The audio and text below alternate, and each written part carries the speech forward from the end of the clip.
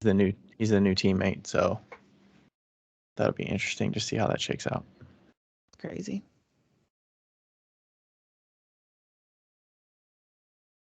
All right. When do you want to record? Are we gonna high level that on the thing or not? That's it.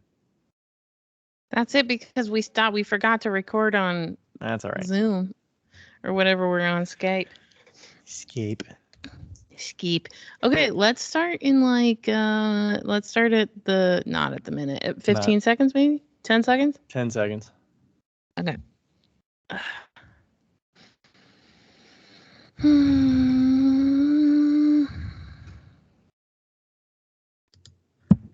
Got it.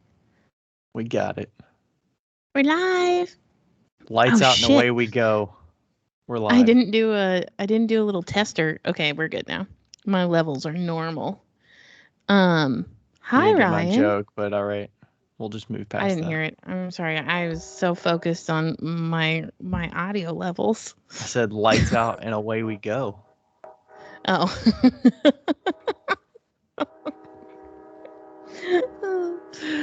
Hi. Hi. I feel like I have so much to tell you. It's just been a whole week. Just a whole week. Yeah, it's been a lot. Yeah. It does seem like these are time periods of kind of getting, you don't realize all the stuff that happens in the last week since we last talked, but I'm trying to think back to the weekend and what I did over the weekend, but I can't really remember, honestly. We were at home, but yeah. All right, so what's new? I did nothing this weekend. It was great. Oh, this is new. I'm gonna start. Okay, so let's see.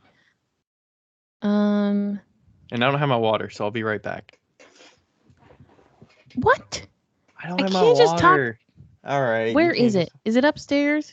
No. I'll be quick. Okay, right. Fine.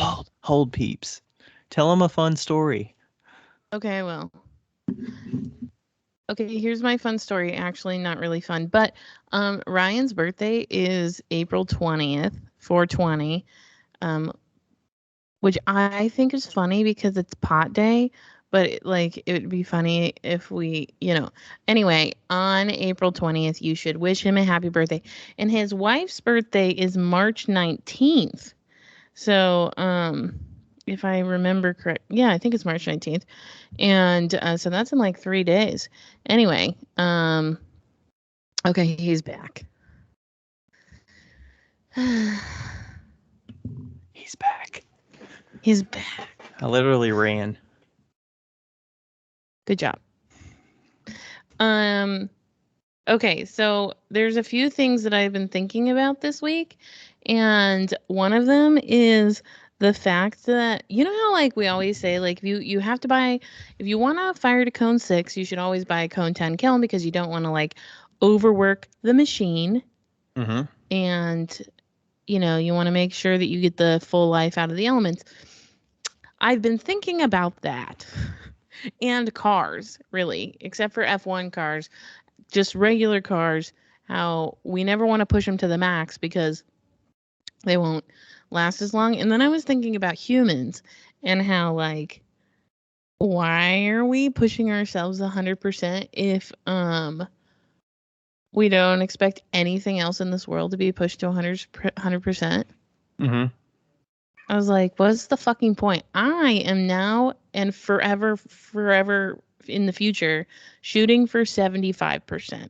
How do we as humans know what 100% of our capacity is? I don't think we do, but I do think that we have signs like burnout and stuff like that, Because there's some people that can do extraordinary things on a daily basis. Could you believe there are people out there that run a marathon every single day? Yeah, fuck that. No, thank you. That just seems like you're pushing yourself way hard. I don't know. I think that every human is different. But I also think that it's just dumb to be like, I'm going to go. So I'm 75%. That's my goal. That's my max. And I'm really comfortable with that. Anyway, I mean, so I think there's some people's brains and stuff can handle that, a car Agreed. can go 160 and you can get it up to 140 and it kind of like it struggles. It's kind of moving a little. It's kind of shaking a little bit, but it's like it still stays on track and it's still like controllable. And then there's people that it's not That's not healthy controllable at though. like 120 or like 100. Yeah, I also do think that the capacity of a human being is obviously it varies a lot. Mhm. And like what so I was thinking about when I showed Isaac Shoe something once, and he was like, God damn it, Becca, if you actually cared. Like what if you actually cared, you could do so many things. And you're like, it's true, I could. Like my capacity as a human is like super, super great. Like I'm an extremely intelligent human being, and I have all of these ideas and all of these things that I want to do or I don't want to do, but I could do. Mhm. And I just don't want to do them. And so I don't. But still with not doing those crazy things, I'm still a great human being, and I've still Yeah. accomplished a lot. I think So you put that on yourself, really, of like how much you want to push yourself. I yeah, think you have to want to put that on yourself. Like yeah, being pushed from external forces or other people is not the best way to refine that. But if you want to push yourself to like 95% or 80% on a regular basis, I still think you can like not excel is the right word, but like you can really refine and kind of hone your possibilities if you do push yourself on a yeah, regular basis. Kind of like, you build the best muscle when you're strained probably than when you take it easy. Like walking is not going to build you as much muscle and like refinement and tone right, as running and like really straining and testing your capabilities and getting your heart pumping. right. So, Anyway, I like walking, but moving on. With that being said, I've also decided that I want to start painting more. And so I bought some canvas from a buddy who has a roll of canvas. It's like 50 yards of canvas. 50 yards of canvas. Do you just get it? Yeah, Is it just on like a cardboard roll and it's just yeah, okay? yeah. And I've it was never seen like, canvas like that. I just assumed it. I heard people stretching canvases, but yeah. uh, Well, I bought a whole roll, and I mean it was $100, which that roll is worth like $1,000. So damn. will pay for itself. And so anyway, I'm gonna start doing small paintings, and I think that I think that this next update that I do, I will also sell paintings. So I'm kind of excited about that. Oh, I fun. don't know how people are gonna respond to it because Are you gonna I don't stretch know. them? Are you gonna put them on something, or are you just gonna have No, them like I love loose? canvases loose. Mm-hmm. So I think that I might do like a top and a bottom and have them be loose in the middle so it kind of looks like a scroll. I don't know exactly how I want to do Hmm. it, I've actually but never seen also anybody have a canvas like that besides you, because there's one that you have at your I apartment have that's like two. that. You have two of I them. have Okay. two. Yeah, and I love them. I love loose canvases, and I feel like I think that Depends on what you paint on it, I think. yeah. I think that what you paint on it has to be loose Mm-hmm. to Because I was make like, it if you work. did your tight lines, like your fancy cups, tight lines, Right. angular, geometric, that would not necessarily mesh with a loose canvas. Yeah, But it maybe. depends. We'll see. Depends on the We'll background. see, but I'm really excited, and I don't know how people are going to respond. I don't know if people are going to like it or not, but I want to do it. So Should that's be what easier we're to doing. ship, right? So much easier to ship. Do you Roll it roll it? up Can and you roll it stick up? it in Yeah, a I guess you can. yeah. So much easier to ship. Oh yeah. So yeah, I'm excited. You Sweet. know. But you just use acrylics on the canvas? Yeah. Okay. Because you already had a bunch Yeah. of acrylics and stuff. I mean, you've been like painting wood and things like that. I've been painting for years. Yeah. I think that people don't actually realize that. Like I went to art school, so like and when I did when I made like I didn't major when I got my bachelor's, I did ceramics, but I also did like abstract painting. And so It just wasn't I wasn't as focused on that. And so, yeah. So I know how to paint. Yeah. Well, I mean, you have to yeah. have that skill set to do some of the fancy cup for things sure. that we've talked about on past episodes with the underglaze and slip episode that we talked about. And like, I know nothing of painting. Yeah. Yeah. Oh, also, this is just relative to today. Did you know that the Walmart facility in downtown, like not downtown, but like west side of Indy, burned down today? It was 1 million square feet. Like an actual customer store, or is it like a warehouse? It's a warehouse, like a distribution warehouse. It like lit on fire today. I don't know if it's all burned down, but I like miraculously there was 1,000 employees and all of them got out safe. Damn. Did so they far, say what only the cause one, and the start of it I don't was? know. I don't know, but so far only one firefighter has been injured. Wow. So that's pretty That's a huge facility. Amazing. Huge. It's been burning all day. Oh my gosh. Yeah, I mean, you I gotta was like imagine driving facilities home. that big these days. Like they've got to have so many, like so much heavy machinery and stuff in there. And I wonder about like the sprinkler system. Like, does that not work, or was it like it must have been, like the machinery, like you can't put water on it or something? I don't know, like an electrical fire. Yeah. Because like buildings that big have to have sprinkler systems. You said they had 1,000 employees. Is that what you said? 1,000 No, 1,000 employees.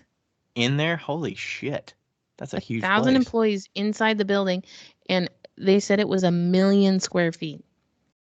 Oh my god, I can't even comprehend what that means. 1 million square feet. That is humongous. Oh my gosh. I just imagine a bunch of like robots running around in there, like getting pallets and moving boxes and putting things on conveyor belts. Like, why do they need 1,000 people in there? But it's 1 million square feet, so. Wow. Even big is 1 million square feet. That's so fucking huge. I got the million. I didn't read that on an article. I read the 1 million square feet. Rebecca told me. Okay. But I trust her. But I mean, it's being in Indy, it's pretty centrally located, so I'm sure they deal with a lot of distribution over a large area. I wonder if that'll have effects on. I could see the smoke. Yeah, I could see the smoke from work. I was like, "What's that?" And I got your work home. is kind of a little bit east of downtown? Northeast, yeah. Yeah. Yeah. And it was all the way on the west side of downtown. Oof. Wow. Crazy. Well, anyway, I mean, how was your week? Huge. This weekend, stayed in the house, which is nice. Got a lot of studio time in, and I'm trying to remember what I did. I mean, I've just been throwing a bunch of shit. So filling up the greenware, loading, firing. I just unloaded a glaze kiln tonight. It turned out really good. So I'm like 2 or 3 loads in on the medium firing schedule. I'm all in on it. My God. All in. Wow. Yeah, I'm trying to remember any like epiphanies I had or any things I was thinking about that I wanted to chat about. I don't know. I didn't come very prepared. That's okay. It's NCECA week this week, so I was like thinking of, I'm seeing people's posts about NCECA going on, and we did not attend this year, so we will be in attendance next year because it will be in Cincinnati. So looking forward to that. But having a little FOMO seeing people's posts. But yeah, and if anybody wants to pay for us to be there, not like regular people, we're talking like businesses. I'll suck up to you once. I mean, I might have a little in with Speedball. I think Speedball would obviously pay for me to be there next year. Well, fuck you, Ryan. Fuck you. Can't you just like use a product? Like, can you buddy up with like Dirty Girl Tools or Kentucky Mudworks? They'll definitely be there. Buddy up with Link. Well, yeah, obviously I want Link to pay me to be there. I would love to do that. I would absolutely like demo for Link. There you go. By the way, did you know there's a new like? I can't. Go ahead. I can't in good conscience. You can't represent a company without shitting on them at least once. You're not your true self if you don't shit on them at least a little bit. I just can't, in good conscience, represent any of the companies in the pottery world because they'll fucking suck. I'm sorry, but they All do. of them? Like, all of them. Speedball bats are bumpy. Speedball bats are like, my hands were like vibrating on the bat, and like. Okay, they can't handle your production. It's all right. Maybe you got too much gunk on the bat pins and they're not in there securely. I don't know. No, it's the fucking plastic. It's not flat. That's flat enough for me. I don't understand that, but what about the clay? You don't like Kentucky Mud Works clay? You use it all the time. No, Obviously, I there's some. love Kentucky. No, okay. They're the only company I could probably. What about advancer shelves? Don't you feel good about your advancer shelves that you've used? My God, oh shit! I think she just spilled something. Did you spill a drink or something? No, but I hopefully didn't break Rebecca's keyboard. That keyboard, was that keyboard moving a little bit and you had to quiet it down? I was trying to get it back. I put it on the puffs box. No. I was trying to get it back and then it fell on the floor. Oh no, there's gonna be keys. Trish is gonna kill me. She's gonna miss a J or something out of there. Probably. Anyway, there's some companies you're just not digging deep enough. Like there are some companies overall you would have a positive outlook on than negative. Yeah. And I heard DiamondCore was growing on you a little bit at Isaac's. I'm sorry. Is Isaac a liar? Yes. I heard it was growing on you. Is it not? No, DiamondCore is not growing on me. I'm sorry. I would like. What if you didn't have to pay for it? I don't know. I don't know what to tell you. Like, I can't.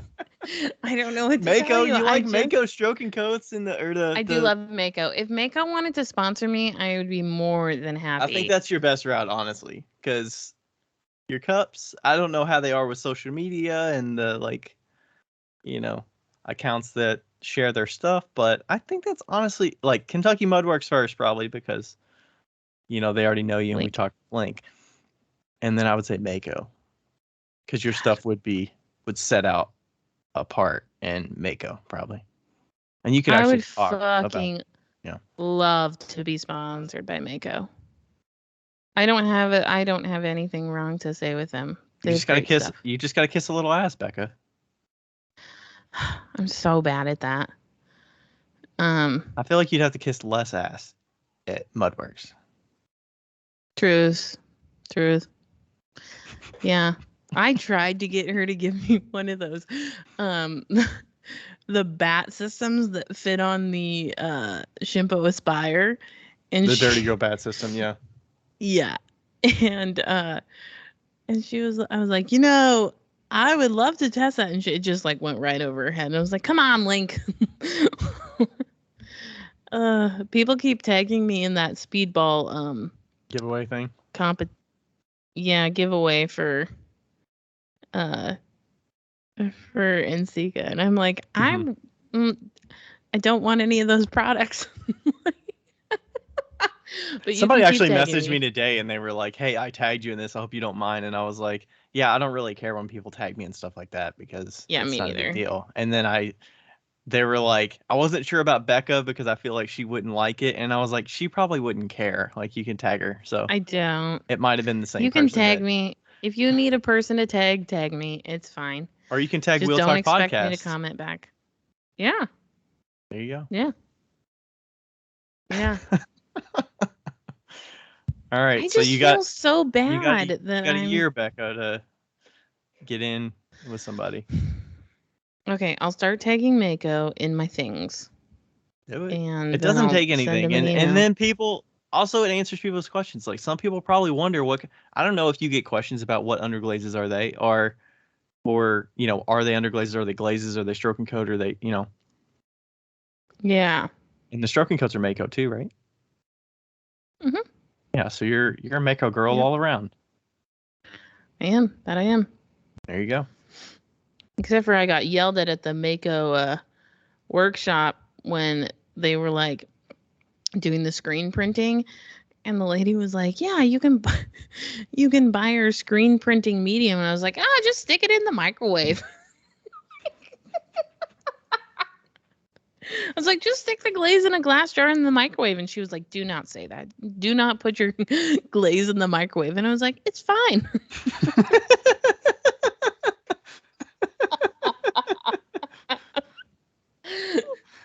That's hilarious. Oh, God. Hilarious. Anyway, moving on. What are we going to talk about today? So we're going to do a bunch of questions that are studio practice focused. We've been piling up a number of questions and figured it'd be good to kind of hit a bunch of those today to narrow down the list. And you all always send good questions, so keep them coming. Yeah, we love them. We love them. Are we starting from the top? From the top. From the top. Oh, also, I made the fucking best tacos today and yesterday. Best fucking tacos of all time. We didn't even get a photo of it. You were like, this plate had a taco, but no longer. To be honest, they weren't good looking. They weren't good looking, but they were great tasting. Okay. So it was like a pleasant surprise taco. No, I knew they were going to be good. Anyway, okay. Let's move on. All right, first question. First question. From Purple Full Moon Studio. I can't have a kiln where I live. Okay. So I'm starting to plan for the future to rent space so I can fire my work on my time and not depending on others. What questions do I need to ask landlords? And how do you find studio space that is ceramic friendly? Thank you. Asking landlords. So it depends on where you're renting, right? If it's like a warehouse or I would assume garage, kind of rent out space in like warehouse studio kind of things, but that's Midwest kind of thing. I don't know if that's everywhere that's available, that there's like buildings that people just rent for cheap because they're in like a iffy part of the city, iffy neighborhood, and they're just cheap rent for studio space. Yeah, I think that like I feel that in the past when I've had studios, they've been in like artist community studio type things where it's like a big building and they separate it out into rooms. And those rooms are all different artists. Which, side note, when I was in the studio in Seattle, I was right next to a fiber artist and I accidentally squirted my paint over the wall into her studio and it was neon orange. And I was freaking out. And I like climbed up on my table on a chair on the table to look over and there was like fabric everywhere. And I was like, holy fuck, I probably just ruined her fucking painting. Like it was like she did like fabric painting. I think it missed it, but oof. And then I like had to put a note under. Very sketchy. You just write a note, just like paper airplane it over there and just be like, all right. Yeah. There was one ceramic artist I remember in the studio. And sometimes in those situations, if there's not enough space within your space, usually a landlord's like prepared for that if it is an art type studio and they can hook the kiln up somewhere else. Like in the studio that I'm in right now, our setup, like our room was specifically designed to have kilns. Like it was specifically designed to be a ceramic space. Yeah, your studio itself, your small studio, yeah. My small like room within our huge building, because a ceramic artist had been there before. But usually you just need to have it near a breaker, and they put in the you usually have to pay for the wiring and the the breaker box and all that stuff. Or they can put it in a separate part of the building. Like there was another ceramics artist in our building and her kiln was in a whole separate room, like on the way into the building. Like I would walk past it every day, you know? So there's different things that you can do. And like, basically you just say, hey, I have a kiln and is that okay with you? They are like a very big oven. It takes the same power as an oven, a 220 breaker, probably a 50 amp or probably a 60 amp, or less. and I will get the electrician, unless you have one, a licensed electrician. Mm-hmm. Make sure you do it on the books. Make sure you do it on the books. Yeah. If you are in somebody else's space. For your sake, for the landlord's sake, you don't want to like have some wiring issue and it's like, we trust this electrician, but you didn't really like, because you're in somebody else's building, like they own the building, so you don't want to like fuck this up. Yeah. And ask about insurance if you need to get any sort of liability insurance. I'm running into that right now. Ask about water, where the nearest water is, if they have any traps, like, glyco traps or anything like that. Ask if they've ever had a ceramic artist before. A regular, like, you could look at those. I've seen some potters get one of those, the garages. Like the storage garages, they like have studios in those. What storage garage? Like an actual container, like storage building? No, have you seen those buildings that are like for storing like RVs and shit? Like they're just like big garages. Oh. And so I have not seen that, but I mean, maybe if somebody bought the building and they had huge garage doors, but yeah, I haven't seen that as much. I'm mostly used to seeing the warehouses and stuff, but I didn't even think about the water until you said that. But yeah, I would assume you have to kind of just go with the flow of where the breakers are, because I mean, a lot of those big buildings too, they kind of have the big pipes with wire running through random parts of the building where they will have access to 240 volt or whatever, but or 220. Is it 240 or 220? It's 220 because each outlet on a regular outlet is 120 or 110. Okay. Hold on. Maybe it's 120. I don't know. I'm blanking now. I think it is. Anyway, I think it's 110 get a fucking electrician. I think it's 110 volt, so it's double that, so it's 220. Okay, it's 220. Okay. Get an electrician, like we said. Yeah, I would say, and I think that if you look, you can always call like your city council and see if they know of any artist shared spaces in the area. I would say the best is to just talk with peers of ceramic artists that like rent space and say, how do you like your space? Are there open spaces there? I mean, there's some local people to me that have rented space that have had some like terrible experiences, because then you're in the mix with your neighbors that are in there, and like, what kind of situation are they in? Do you share a breaker box with other people? So if their kilns like trip the breaker, then like you can't fire at the same time because they won't handle it, or is water available? Is it not available? And then a lot of the is it climate controlled or is it like not, which is a big part. Oh yeah.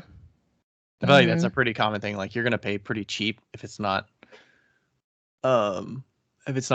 air conditioned or has a heater or whatever. And then it's like, it's inefficient to run heaters and air conditioning and stuff in your space. Yeah.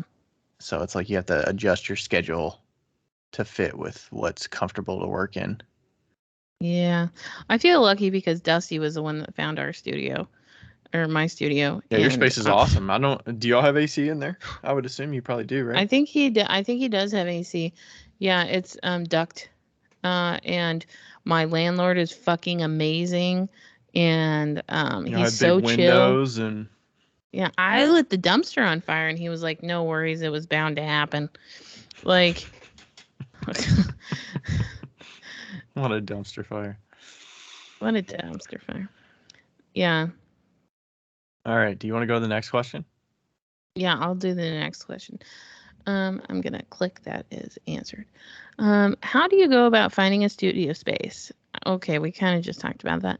I just moved to Houston and away from community studio, pottery studio I worked out of. I feel like I've exhausted every studio space here, but they're either full or don't think my utilitarian pottery is artsy enough for them. Fuck them. That wasn't in the comment. I don't know what it is, what to do. Leah Sweet Ceramics. I would be like, why do you care what art I produce? Like, am I paying you money? Am I paying my rent? You, man. Yeah, I don't know. I feel like we're lucky here because in Cincinnati there's a lot of different options to go to, where if you can either take class and you also get access while you're in a class, or you can rent an actual like shelf or a booth or like a physical space that is your own and you're paying your own rent. Like there's a lot of different options. So, I mean, Yeah. I would find it hard to believe that if you have a place that teaches pottery classes that they would be completely full. Not class wise, but like if you could rent space at a studio that like teaches classes, but you just want like a shelf and access to equipment when they're not teaching, like that's the route I would go. Because if they own the studio and it's like a small studio or it's a big studio, like as long as they have equipment and you're not like overloading their spots when other people are there, I would think they'd be open to just taking your money as long as they have space to store your shit.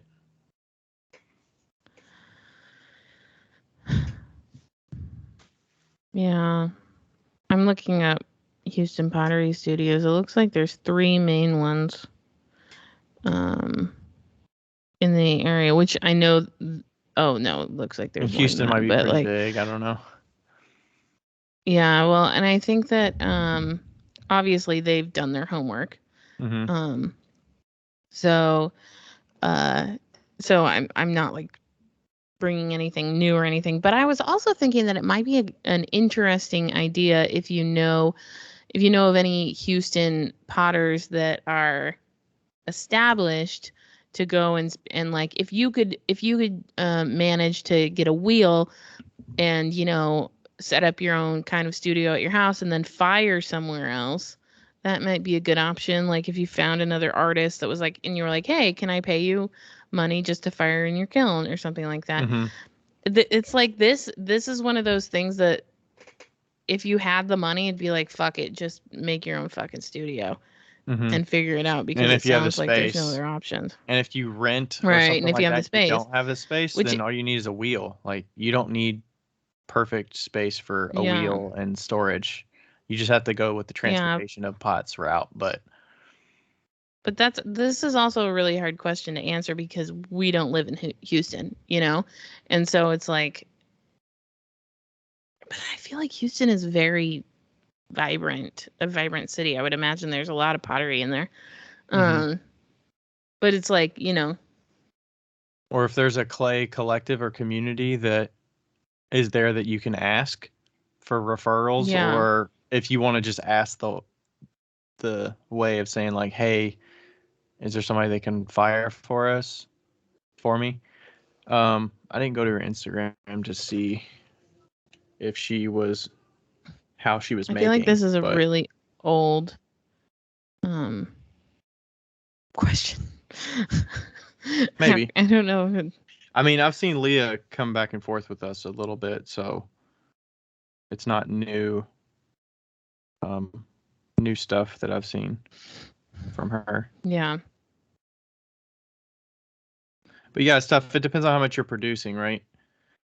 I was a Yeah. little thrown by the don't think my utilitarian pottery is artsy enough, because I would imagine going to a studio and saying, what options do you have? They wouldn't ask what kind of pots do you produce, unless you're like, I'm a sculptor, I need a lot of space. Like that's different. But if it's like, what do you need resource wise? I need a wheel and I need firing.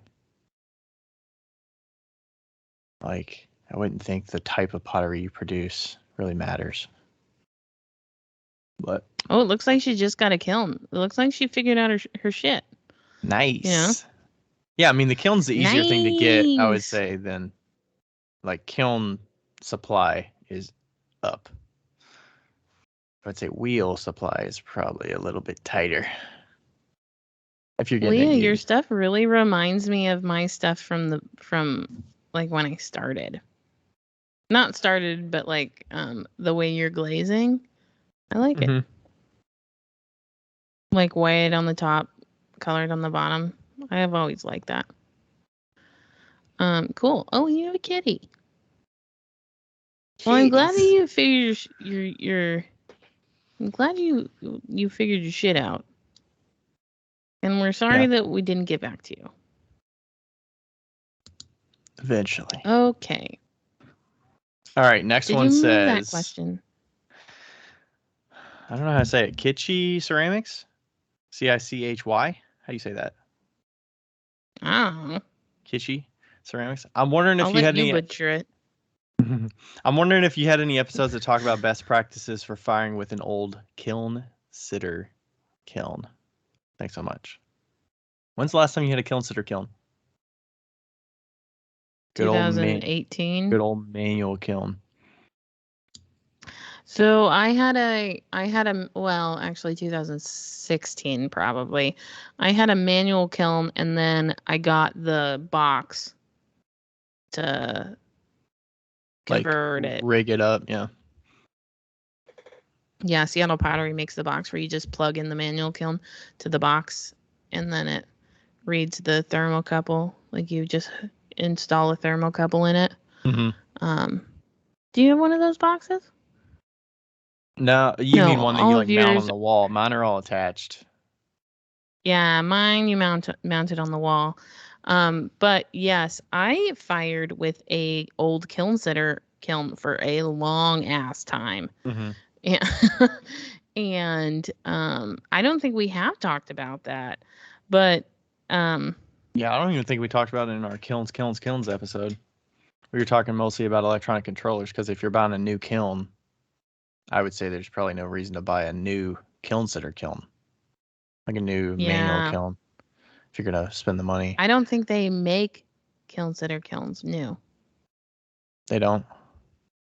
I don't know. I would say they probably don't.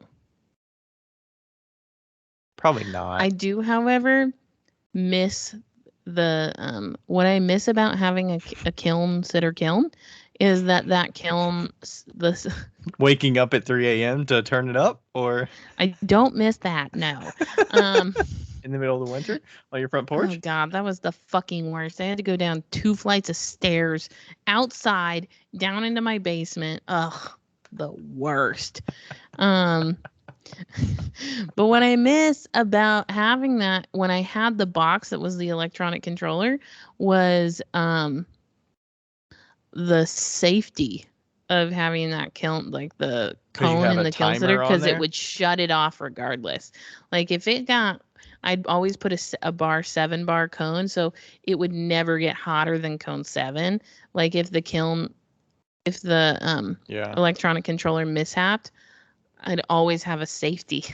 And I loved that. And I think that they should implement safeties in the electronic kilns personally, but it's fine. I mean, what would that? There probably are some kind of safety mechanisms. No, there's no manual safety mechanisms. Like you can't put a cone in there, and like when that cone would drop, like. But what you're saying, the controller? But why would the controller go above the temperature you want if it's reading?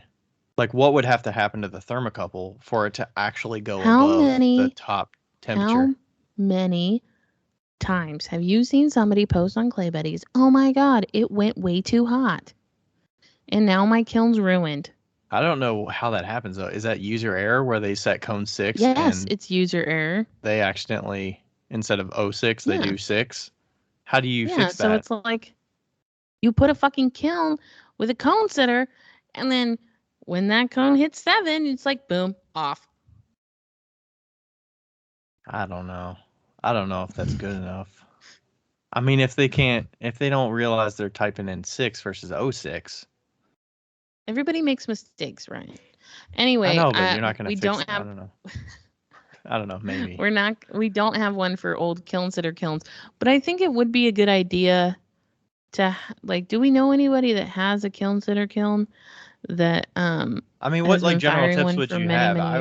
I would say I had to be a little more cognizant of keeping witness cones within the peeps. I had to use those quite a bit when I was using a kiln sitter. That's a big thing to remember, especially as you're learning how to fire kilns and understand how temperature differs from bottom, top, middle and how to load it. Mm-hmm. So Yeah, I think you and I definitely have to always space things out more with the kiln sitter, because the kiln sitter in the middle is really going to determine when it shuts off. But like you can't, I mean, you can control it. You can like turn it back on and stuff, but like keeping things spaced out more and not overloading it is probably more necessary with the kiln sitter. Like keeping it open to like air flowing from top to bottom. I don't know. bullshit. I had more issues with not firing consistently top to bottom in my kiln sitter than I had with the Maybe last. it's because you had a shitty kiln. Maybe. I mean, I had that like Duncan one that was like brand new. The Duncan The Duncan teacher teacher. kiln? Yeah. Ah, bless. I I had that fucking one love up till that like kiln. 2018. I think it was 2018.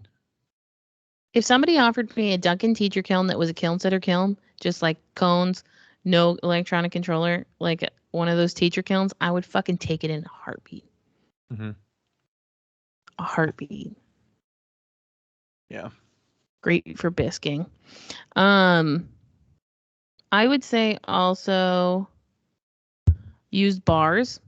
Do not use the Triangular cones. triangles. Bars are a hell of a lot more Reliable and consistent. reliable. Yeah. Time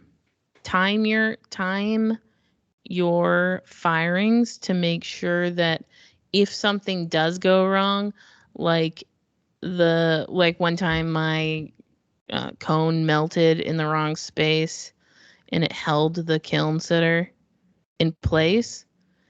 Make sure that you're timing your firing so that if it goes past that time, you're like, what the fuck is going on? So And that you kind of check. contradicts what you said earlier, that the cone is going to be your failsafe unless it Well, sticks in place. it's not a perfect system, okay, Ryan, nor is electronics, which are consistently not based correct. on what the user puts in. I don't know. You don't know. Anyway, nothing works perfect all the time. But anyway, time your firings. You should be timing your firings. Definitely. I Kiln always log for sure. Yeah, I always did my firings as 2 hours, 2 hours, 2 hours, and then let it go. Like 2 hours, bottom elements, 2 hours. All the elements with the lid open, 2 hours, medium. Wait, 2 hours, bottom elements with the lid open, 2 hours, all elements with the lid open, 2 hours, low with the lid closed, 2 hours, medium, and then set to high. And I feel like that's kind of fast, but was that for bisque maybe not. and glaze? No. For glaze, I'd probably do 1 hour, bottom elements, 2 hours, top with the lid closed, top and bottom, then 2 hours medium, and then high. Yeah, when I feel like I'm like, it's been such a long time, I can't even remember. Yeah, I mean, I've kept some kiln logs from my first, and I got a couple kiln logs that I could probably put on my blog or something from how I was tracking my kiln loads, because I would have like a low, medium, high. I would have like basically a chart of like times, and then I would say like, set top to low, bottom to medium for 2 hours, and then I would like continually change it. But yeah, I would definitely start my bottom first on low and not even have my top on for maybe give it an hour or 2 hour head start. And then I would continuously have my bottom like half above. So like if I were turning the top to medium, I would turn the bottom to like medium and a half. Just because it never fully like meshed. And then when I went to high, I would just let it coast. But here's a trick. If you didn't know this, is that the kiln sitter kilns, once your cone drops, you can just push in the bar, because the way it works is that it drops down and it pushes in a bar, and when you bring it back up and reset your kiln, it automatically pushes that little bar out. So what you can do is you can push it back flip in. up your, yeah, you can push it back in really, and then just set the kiln sitter on the bar. Not, don't put any pressure on it, just set it down. If you needed to hold for like 10 minutes or whatever, that's how you would hold. Yeah. I've put you can even put a little bitty, a kiln sitter cone on the outside, on top of it to weight it enough to hold it down. Yeah. Or I've leaned a little stick or something against it so it holds it up. But I'm always gonna be there to wait for it and stuff. Otherwise, that's how you have issues. Yeah. But yeah, I mean are there fewer things to go wrong with a kiln sitter kiln with maintenance and stuff? Probably. I think so. They're fucking way easier to change out all the elements and shit. Yeah. It's mechanically they're so fucking simple, which is nice. Yeah, I liked mine because they had the first kiln I had the male female on the rings, so each ring had their own box, and then it had a male, and then the ring below it had a female on the top. So you just stuck them on top of each other, and you just stacked the rings of the kiln. That was nice. You didn't have to do the plug them and wire them together, or open boxes and wire them together or anything like that, which is nice. I was just thinking about my the big kiln that I had. It was a 7 cubic foot kiln, and it was a Crusader kiln. No. Yeah. Crucible? No, it wasn't a Crucible. It was a Crusader. And the whole God, it was a fucking hot mess. The whole bar that had all of the switches in it it was a fucking wire mesh. And then it had the fire padding. The blanket stuff, yeah. Yeah, and when you turned it on, you could see sparks. Oh gosh. It was so bad. It was so bad. Oh god, that kiln was so bad. Anyway, yeah. All right. So we should do. Yeah, I don't know if we have anything else. Yeah, I'll try and see if I can post my kiln log, and people can take those, download those, and use them. Yeah. I'm pro kiln log for sure, even today. I'm anti kiln log. So. All right. Next question. Is this yours? I think this one's yours to read. This is yours to read. Sure. This is from Goodwill Ceramics.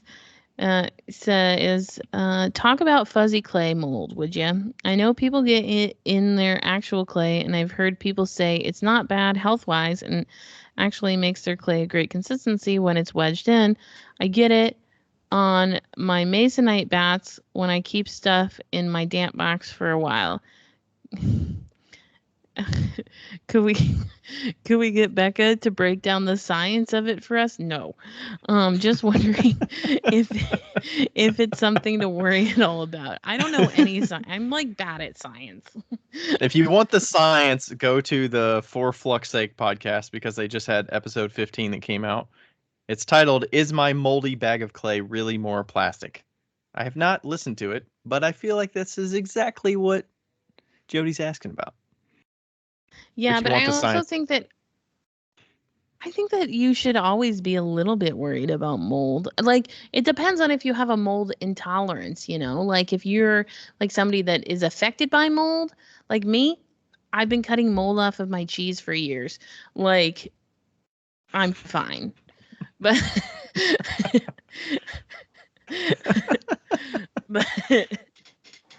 oh my gosh. I don't know. I would maybe avoid trying to put your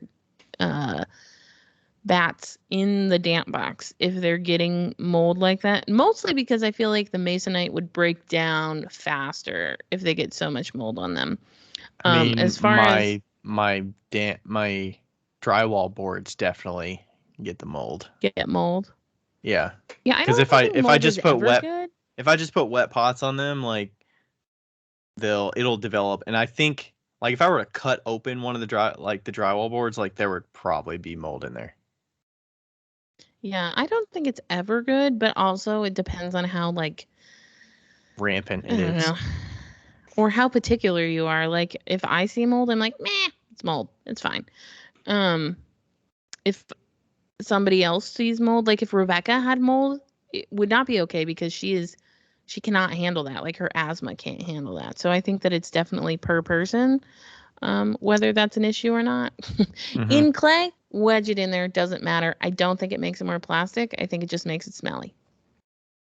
Yeah. I don't know much about the plastic stuff, but I mean, I would say if you have slip and like sloppy stuff, like that is like prime for getting that mold buildup. Like my white clay for sure is a big culprit for mold, and maybe Link could answer that in the future for us. But Is that when it turns black? yeah, Oh my God, you should have seen my slop bucket back in Washington. yeah, God, it's if any, yeah, because I keep the slop bucket on the wheel head at all times, and then I wipe my hands, and all that stuff goes in there, and then I dump that into my reclaim bucket, mix it all in. Like I think it's good to probably mix in with stuff that's dry. I don't hmm know. I mean, I think it seems good. It's better for it. I don't know.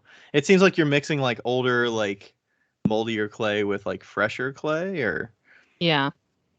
it seems like it would be good. But yeah, I do tend to get more mold buildup from that white clay, especially like I have some in my damp box. One of the big damp boxes, I just have a drywall board in the bottom, and like it can get pretty nasty looking. You should put, instead of a drywall board, you should maybe get some hardy backer. I do have some hardy backer. I could probably cut it. I've Yeah, been I've been hardy putting backer's random a shit in piece of there. cake to cut. I've been putting like the um pieces of cardboard that fit in the bottom in my extra boxes that Yeah. are just random because I have like an extra two boxes that I need pots in. Yeah. So, but yeah, I mean plaster's obviously the way to go with that. But I mean even the plaster can probably I think the plaster's less likely to have the mold Mm, than who knows? in the drywall. I don't know what it is about drywall that just like sucks it in and just holds it, but well, I mean, just think about it in a house. Like houses and stuff have mold. I don't know if there's certain materials that are more conducive to it, but Yeah. Fuck, in Washington, everything had mold. Like, yeah. well, Like I'm sure fucking your carrots. basement at the old house like had mold everywhere, right? Or like bits of it. Yeah. Oh God, it was so bad. Um, Takes me yeah, back me and mold are questions we're and stuff friends, where you're man. like, I hope there's no mold, or there's a little bit of mold here. It's like it's in a fucking shower. It's not surprising that there's little bits of mold. Like it's conducive for that. I once went to somebody's house and their bathroom had mold all over the ceiling. The ceiling, the whole ceiling. And I was like, you know that's fucking mold, right? And he's like, what? I didn't know that was mold. I'm like, you are a fucking idiot. Like Bathroom ceiling clean your black. fucking ceiling. Google.com. Okay, here's our next question. I'll just read all the questions. It doesn't matter. All right. You don't like to read them anyway. Um, this is from Jody again. Question number 43. What temp is okay to open my kiln? I do peepholes around 500, about an inch around 400, 2 inches around 300, and fully open at 200 or below. Is this too conservative? I Answer think your that's you I think that's answer. pretty I think that's pretty good. Like that's probably Yeah, if right you have the around time. what your kiln can handle. Yeah, like Yeah, I mean we've said that's pretty conservative before. with the peepholes at 500. Like that's not really doing much, honestly. You could probably open your Yeah, kiln an inch at 500. right. But yeah, I mean I'm not in Yeah, a rush, so I don't really push it. But if it's yeah. you If know, I'm in a rush, I'll do peeps at 700, about a half an inch at 6, an inch at 5, 2 inches at 4, 3 inches at 3, and then I'll fully open it at about 250, 280. okay. But that's me. I like 280. 280 is like the open, that's like what I open it at, regardless. Even these days Uh, with your pots? yeah. Okay. Yeah, I mean, like, but I also like if I'm there when it's 280. Like, if I'm not there, I don't fucking care. Like, it doesn't matter. I'll open it when it's cold. But Yeah. I mean, do you remember me telling you about how I used to like You were like unloading every them hot, right? Oh, fuck yeah. Every Friday before I go to Leavenworth and before I had the electronic controller, I would be fucking Googling how hot I could unload pots. I swear to you, I've unloaded a kiln at 600 before. There's no question in my mind that I have unloaded them at 600 because I had no way of telling the temperature. I didn't even have a manual thermocouple. Like nothing. I sometimes I'd stick my like kitchen thermometer in the peephole and like And that thing would like explode because it's glass. It would like, are you fucking kidding me? It's like going in circles. Like, what are you doing? oh my god. And I just like would wrap them up in blankets and stuff and like keep them hot. I've had a pot almost burn a blanket. My gosh. Yeah, what are you putting them on at that point? Like, you can't just put them on like they got to go on like marble or something, you know? Oh my gosh. Yeah. So that's my answer. And what I did you think that that's say very back then when you appropriate told too. us that story the first time? Do you remember what you said? The real risk in opening at that temperature, what the issues are? The kiln. Yeah, it's the It's a the kiln. the pressure you're putting on your kiln by opening it because the lid is not Yeah. ready to. But at that point, that kiln was a piece of shit anyway. That was the one with the mesh Like screen. that kiln deserved it. That was a single body Crusader kiln. That was a 7 cubic foot kiln. Do you imagine? Can you imagine changing the elements to that? It was a fucking pain in the ass. I couldn't imagine a single body 7 cubic foot. That thing must have been fucking massive. It weighed so much. That's The only terrible. the only benefit to it was that it had casters on the stand. I mean, that's good, but still, you gotta move that some bitch and like pick it up into the back of a truck or whatever. Oh We my put it in a god, trailer. a trailer. There you go. Jeez. Yeah. Yeah, I mean, Took I'm 3 not. of us just to get it in the house. Oh my gosh. Yeah, I wouldn't want to be walking through a doorway with that thing. Um, yeah, I mean, I'm usually mine is all about timing. Like, I am never around the kiln when it gets done, and when, like, typically I'll start my kilns at night, so they're firing during the morning. They're done by the time I wake up. So like the glaze kiln I just fired a couple days ago. It finished at like 11 a.m. right, and it's at 2200 ish, right? And it's going to take all day. And then by the end of the night, and I have a vent on the kiln the entire time. So it's venting up, it's venting down. And I don't turn it off until Yeah. it gets to be like a reasonable temp. And then I'm just like, okay, I'll let it coast. But like at the end of the night, after it got done at 11, it got down to maybe 350 or 400. But like it's midnight or it's 11 o'clock. Like I'm not going to unload a kiln at 11 o'clock or 12 Yeah, but not o'clock. everybody's like you. So I'm just saying, for me, there's no reason for me to do that. So it's all about Yeah. timing of when I start the kiln, when I get it down to a reasonable temperature, and I pretty much Mhm. vent it all the way down until maybe like if I'm going to bed and it's at 500 coming down, then I'll just turn the vent off because I want to save the electricity of not using it throughout the night because it's probably going to be down to a reasonable temp by the morning anyways. Yeah. So Yeah, and I think that it should be noted that me and Ryan don't care.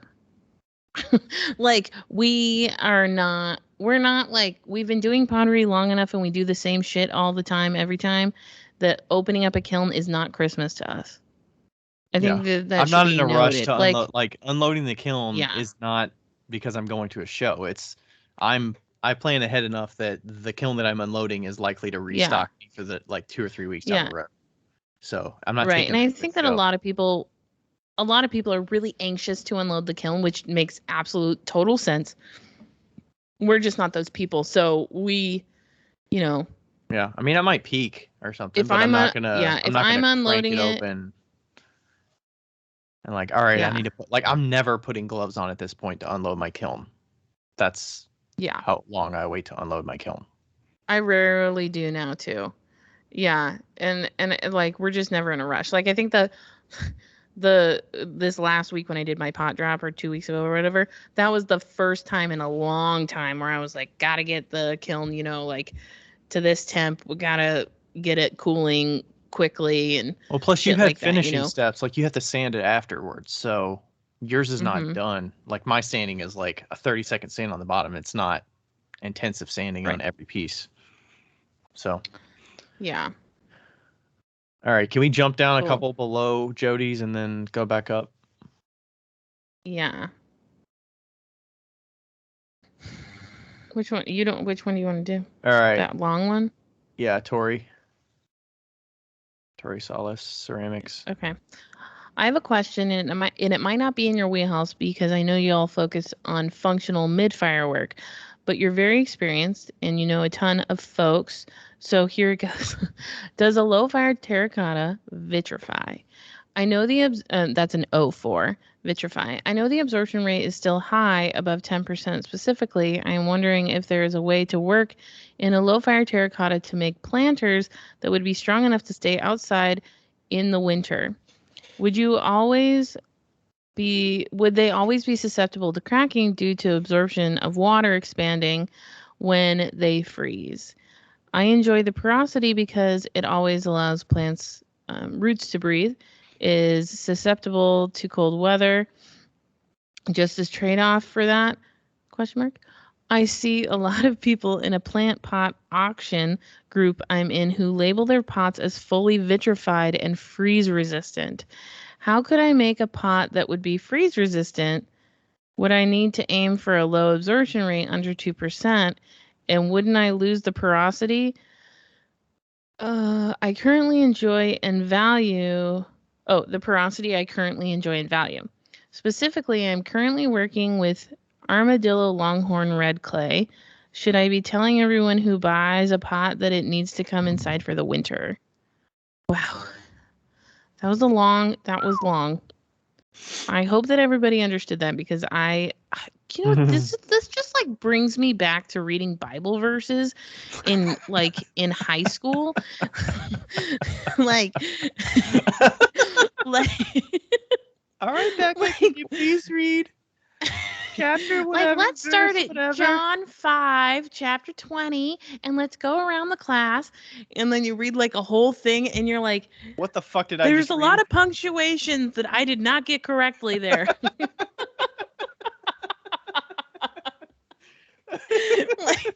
Anyway, it was a good question, though. I really actually enjoyed it. I just wish that I could have read it a little bit better. Oh, gosh. It's All from right, I'm looking Tori up Solis Ceramics. So.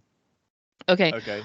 I think that first we should say that you're correct. It might be a little bit out of our wheelhouse. I can already tell you that I don't fully know this answer, but I feel like. Do you want me to read a little bit of what it says about the characteristics of the clay for anybody else? Yeah, sure. So again, it's armadillo clay, longhorn red, rich terracotta color. It says for best results, bisque to cone 04, then glaze to cone 06. Shrinkage plus or minus 2%. And it says the shrinkage rate is 7.6%. So that's if you're glazing to cone 06. Absorption plus or minus 1%, and the absorption is 8.75%.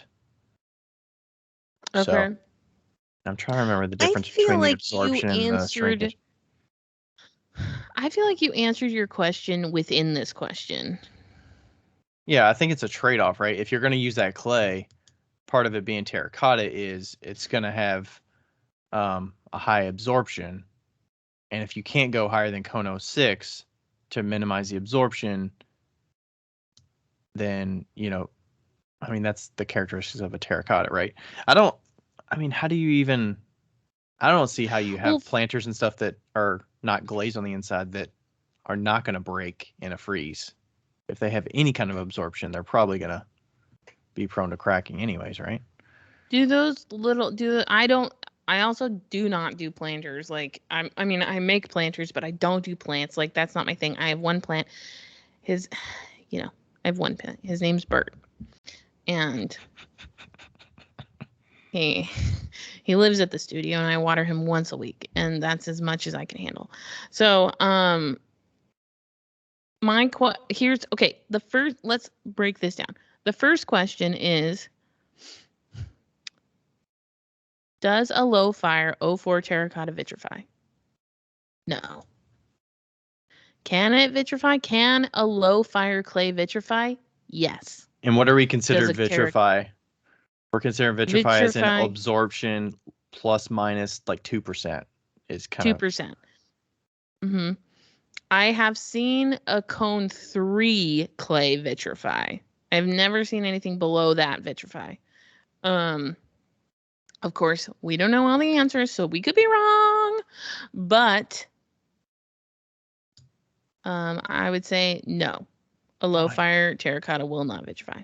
Oh my gosh, some of these other like low fire clays on Armadillo are like such high absorption. Okay. Yeah. So, and then as you said, you can't imagine a pot not cracking in the winter. Do those brown pots crack? The ones that you get at Lowe's? Yeah. They would crack. Okay. So in that case, it makes absolutely perfect sense to bring them in the winter, bringing them inside the winter. Just a some quick way thing to keep on your them card from or whatever. dropping below freezing. Yeah. I think it's perfectly acceptable to say, hey, just make sure to bring them inside or they're going to break. Yeah. Yeah, and just do a little sticker or something, or like a little printout that you can cut out with every pot sold. And those people that say it's fully vitrified and freeze resistant must be doing like a cone 6 clay for their planters. Yeah, I would say it would definitely have to be. It has to be a higher... just don't know what the fuck they're talking about. Yeah, making it freeze resistant, you'd have to sacrifice the terracotta or the loaf. Yeah. I'm saying terracotta because terracotta is normally a higher absorption, right? It's not. You're not like fully vitrifying terracotta that I know of, but. I also don't think it's your responsibility to tell people who buy a pot that it needs to come inside for the winter. I think that's kind of understood.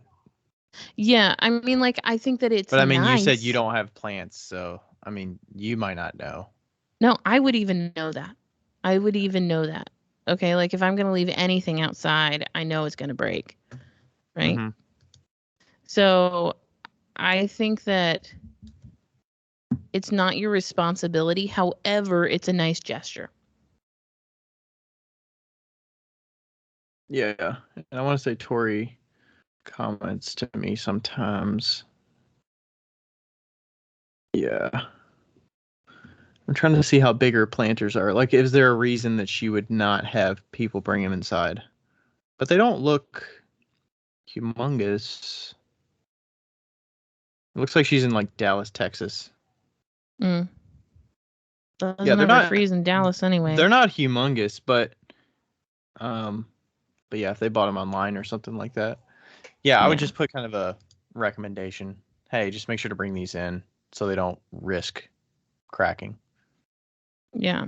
And honestly, what's the reason of leaving plants out there that they're not gonna live through the winter anyways? If the plants are you're not watering it if the planter is freezing and stuff. Just bring it in. Yeah. Bring it in. Oh, that was the other thing I was going to tell you. You know how I had this obsession about Encanto for a while? Mm-hmm.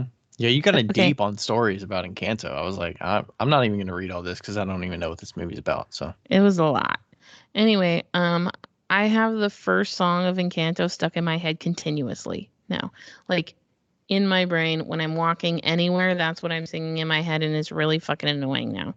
So, are you walking to the beat of it? I don't know.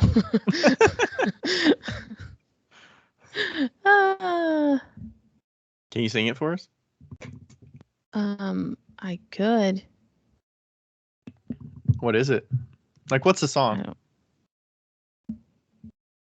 You don't have to sing it. Just tell us what the song. What's the song? What is The song is like, it's the first song of the movie, and they're talking about she's talking about all the magic that everybody in the family has. Mm-hmm. And yeah. So okay. It's really catchy. Catchy. Okay. I'll send you a video of it. I'll have to look it up. Encanto opening song, something like that. I think you would probably find it. It's like Encanto Family Madrigal. Anyway, let's move on.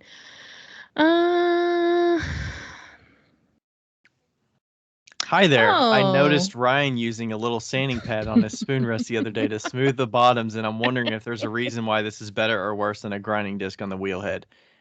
Which you each prefer, and if there are situations where one would work better than the other. Does that make sense? Anyways, thanks.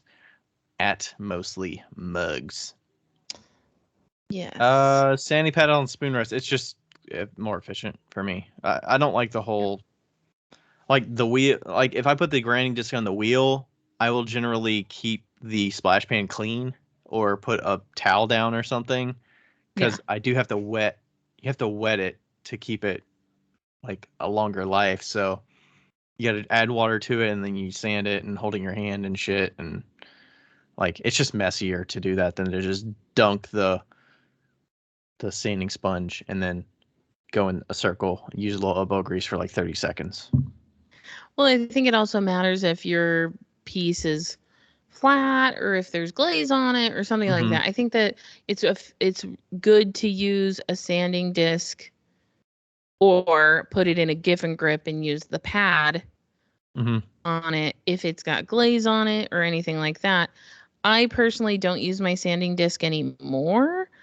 I only have 60 grit anyway. It was a 60 grit disc. And it was DiamondCore.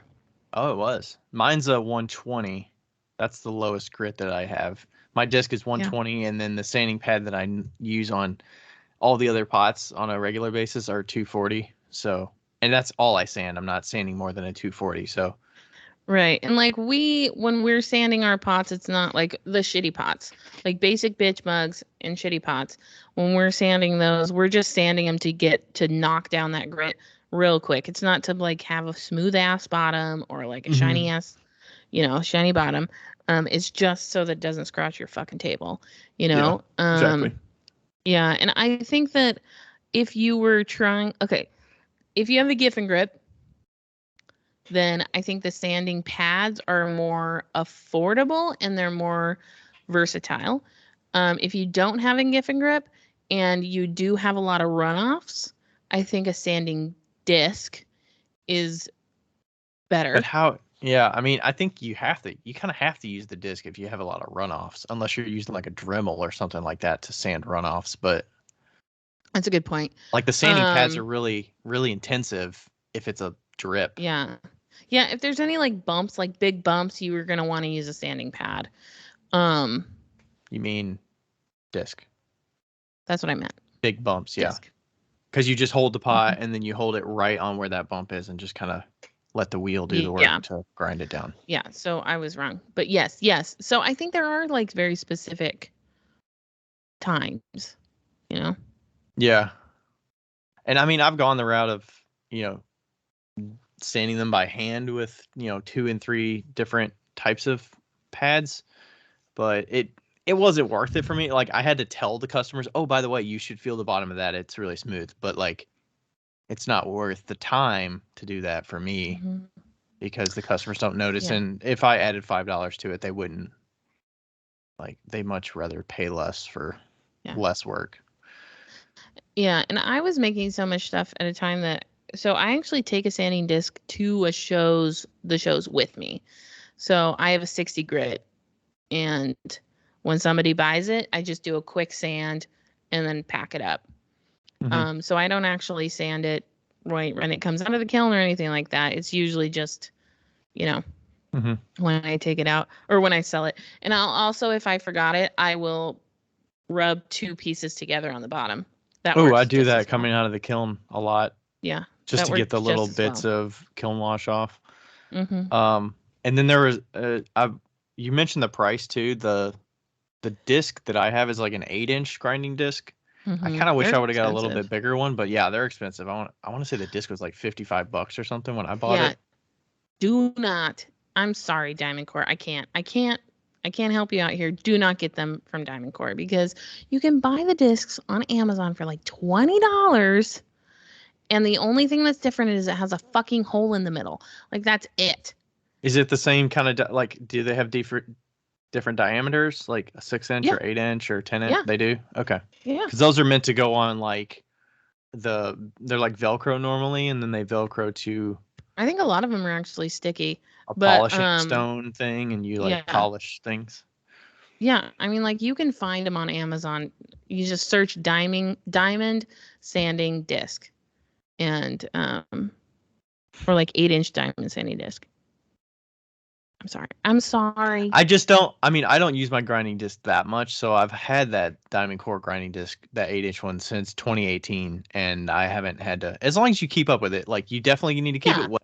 That's gonna keep longevity even after you glaze pots and your sponge and stuff. Like let those dry out all the way. Don't leave them in water and all that stuff. But Yeah. Yeah, I mean like yes. I like feel bad saying like buy it somewhere else, but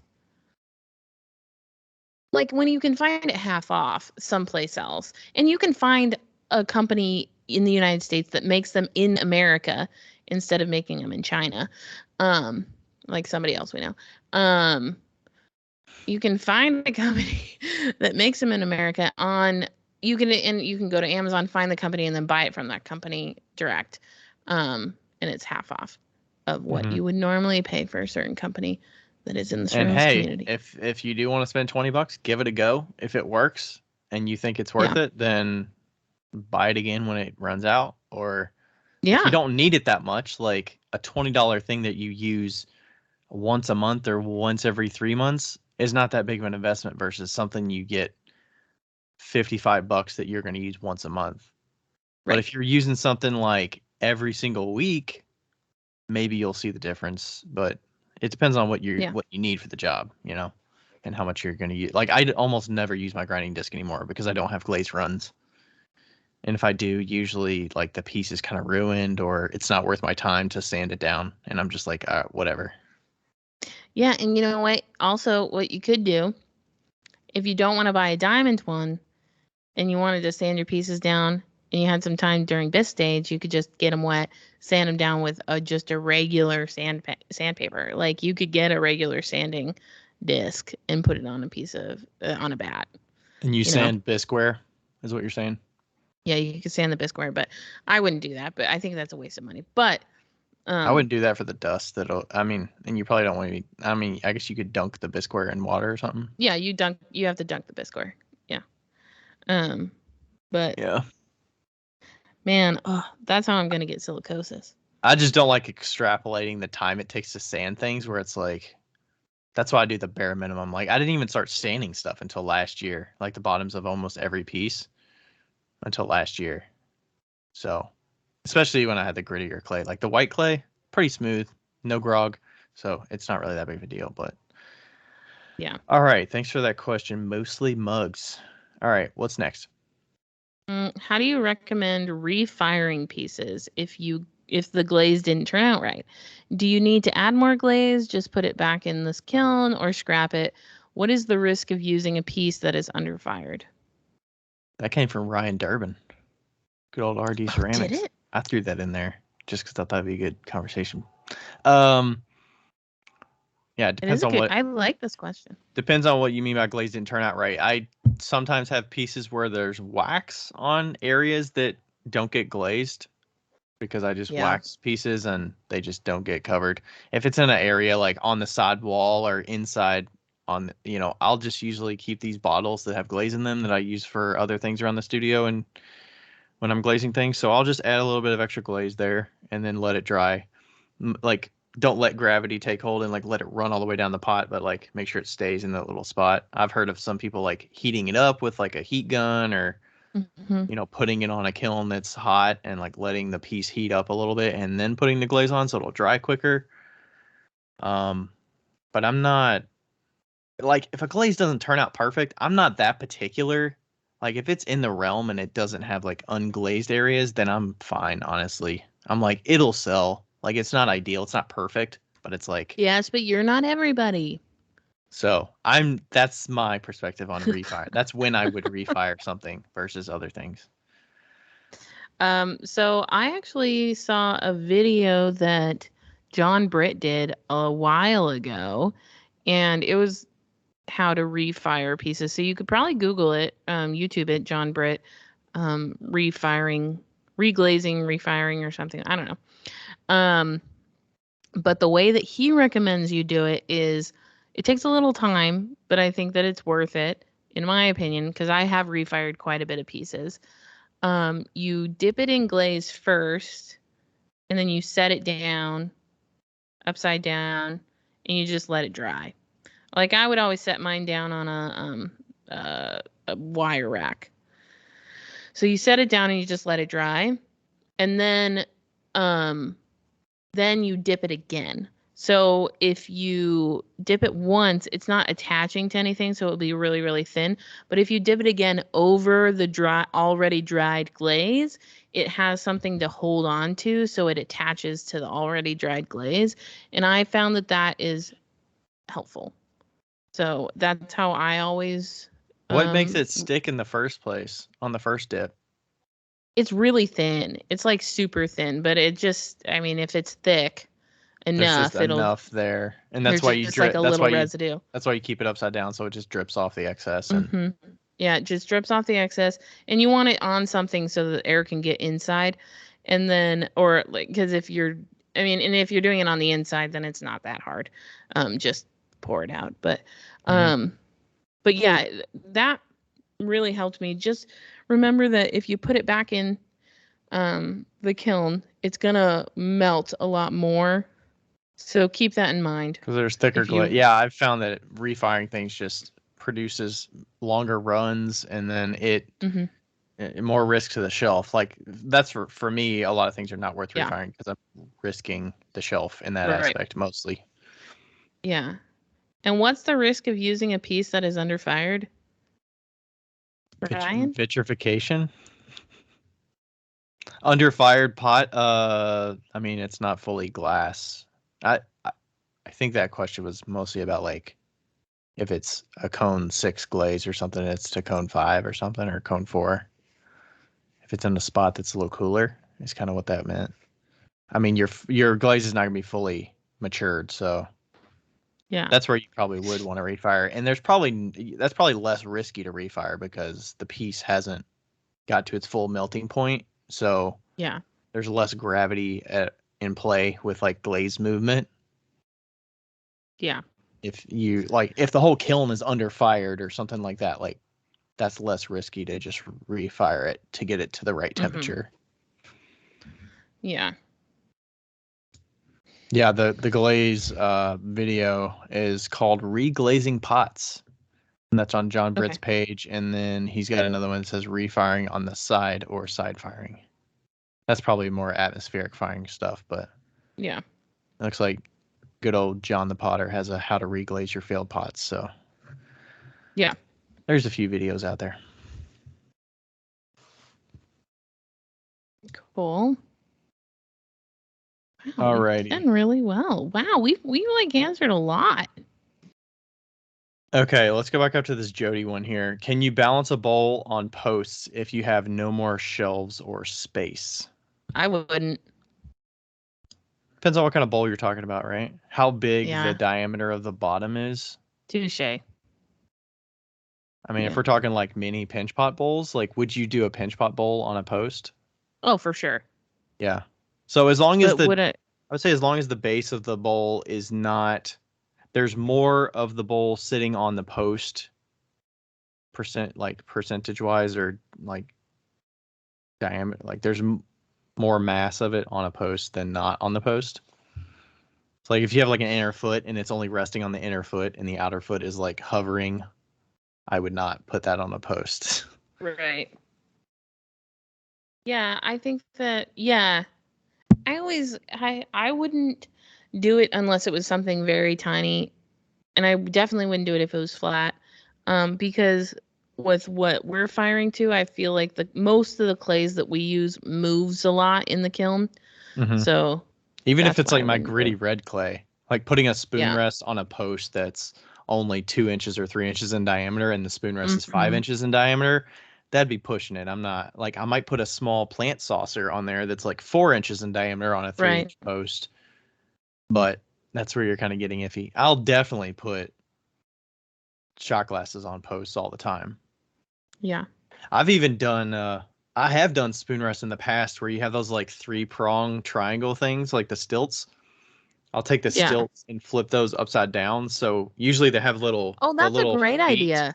and it's kind of like a little shelf because it is supported out at near the outside diameter of a spoon rest, and I'll sit those on there. They're not supported in the middle, but it is supported on 3 Yeah. sides, so it's kind of like flat enough. I mean, they look pretty jank when I load my kiln, and it's like you've got bowls, and then you've got like a 3-prong, Yeah. you got a post, and then you got a 3-prong stilt on top of it, hovering, and then you got a spoon rest on top. Like I've had some kiln firings like that before, but that's where you're squeezing out every inch of the kiln that you possibly can. Yeah. But yeah, I would say you could probably do that. But I like to use my wider posts for that kind of stuff. Yeah. Have you ever broken a shelf before and then like kept that shelf and used it around Hmm. the kiln? Yeah. I have a Yeah. shelf that's like a full shelf it's got a crack that's maybe like 6 inches into the shelf, and it's like a 22-inch shelf or something like that. So um I have yet to I don't want to like force it to crack, but or like to break it in anticipation. And it's Yeah. not really like warping or sagging or anything. So I had an advancer shelf that cracked in half. And it how was is that? not, I have no idea. Like it just fucking cracked. And they were wonderful when I like contacted them. They actually sent me a free shelf. I paid for shipping and then I bought Wow. like $2,000 more worth of shelves. But, And you you know, probably were able to use it, I would suppose, right? Even though it yeah. was broken, you So, were well well, enough. yeah, it cracked in half and so I kept those pieces and and I would, if I thought that a bowl was gonna fucking just in Ruin my a medium shelf kiln, yeah, in my medium kiln, I'd just put it right on top of the shelf so that I had like a safety. But on top of the other yeah, advancer shelf, or you were no, using on a top regular of the shelf. regular shelf. Yeah, I on top got of you. the Okay, regular so shelf. you were kind of using it like a Or kiln cookie. yeah, and also also on my in my big kiln, my oval kiln, the bottom shelf, I would try to never put anything that I thought would run on the bottom shelf because first, I can't fucking reach it. Second, I couldn't get that. It was a full fucking shelf. Like it was the bottom shelf was the oval. Hmm. Like Oh, that's it was massive. You can't not, get that out of there by yourself. yeah, no. Well, my friend did. My friend got it in there, but she's like 6 foot tall. Um, My gosh. And then you yeah, don't it want to was have a to re-kiln wash it and shit. right. It was like a huge shelf, and so if something did, like I did have a few times where like glaze dripped down, I would just break off a piece of that advancer shelf and just put it right on top of the glaze Hmm. spills, and so it was just like there. It was just like sitting on Would the that glaze piece. would the glaze like absorb into the advancer and you could like pick the advancer up and like scrape it off? Yeah, a little bit sometimes, but I didn't Yeah. because I couldn't reach it. But Sometimes I'll have that um, happen on accident. You'll have a little glaze spot on the kiln and you put like yeah, I've had like a bisque pot that I've like loaded on top of one and it like did fuse to the bottom of the pot. So I yeah, mean it's a way to like pick off the glaze pieces that you didn't grind off, but yeah. Oof, oof, okay. oof, oof. I'm a I big was fan of just covering something. I was also wondering with a cracked shelf, let's say it's my full shelf. is it better to have that crack between two posts, or is it better to have that crack on a post? Like, if it's going to move, it seems like the support, if it's between two posts, would put most of the weight opposite the crack. If I had a crack shelf like that, I would put 4 posts down. You'd put 4 posts, but where would the posts be? Would the posts be on top of the crack? On crack, across from crack, and then, because if it did crack, it would crack straight through the middle, and then it would still be supported. But it's not smart to do 4 posts on a shelf. That can actually crack your shelf. Yeah, you know what I always did with the crack shelves is I just put them on the fucking floor. Put them on the bottom? Yeah, without any posts under them. Oh, okay. I mean, I tend to put the crack shelf on the top so there's less weight on top of it. That too, but I mean, like, I only had 1 crack shelf, I think. Like we have discussed, I keep a very, like, my shelves are fucking pristine. So. And are you kiln washing them? I think I need to kiln wash some shelves. I kiln washed them once. Okay. At the very beginning. I need to redo that. I think I'm going to have my assistant do that here once it warms up a little bit. Apply some because, like, I remember when I started doing kiln wash and I put way too thick of coats and it would just peel off. I never want to do that again.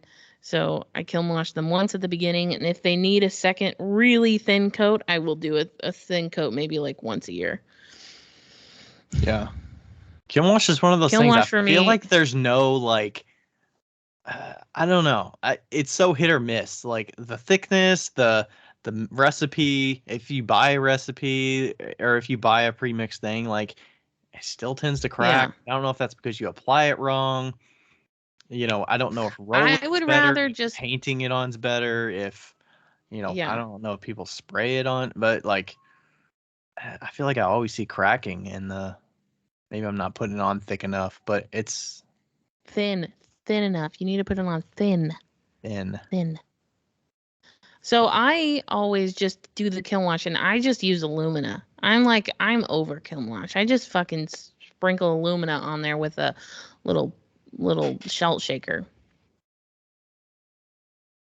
If you have a pot that's risky, is that what you're saying?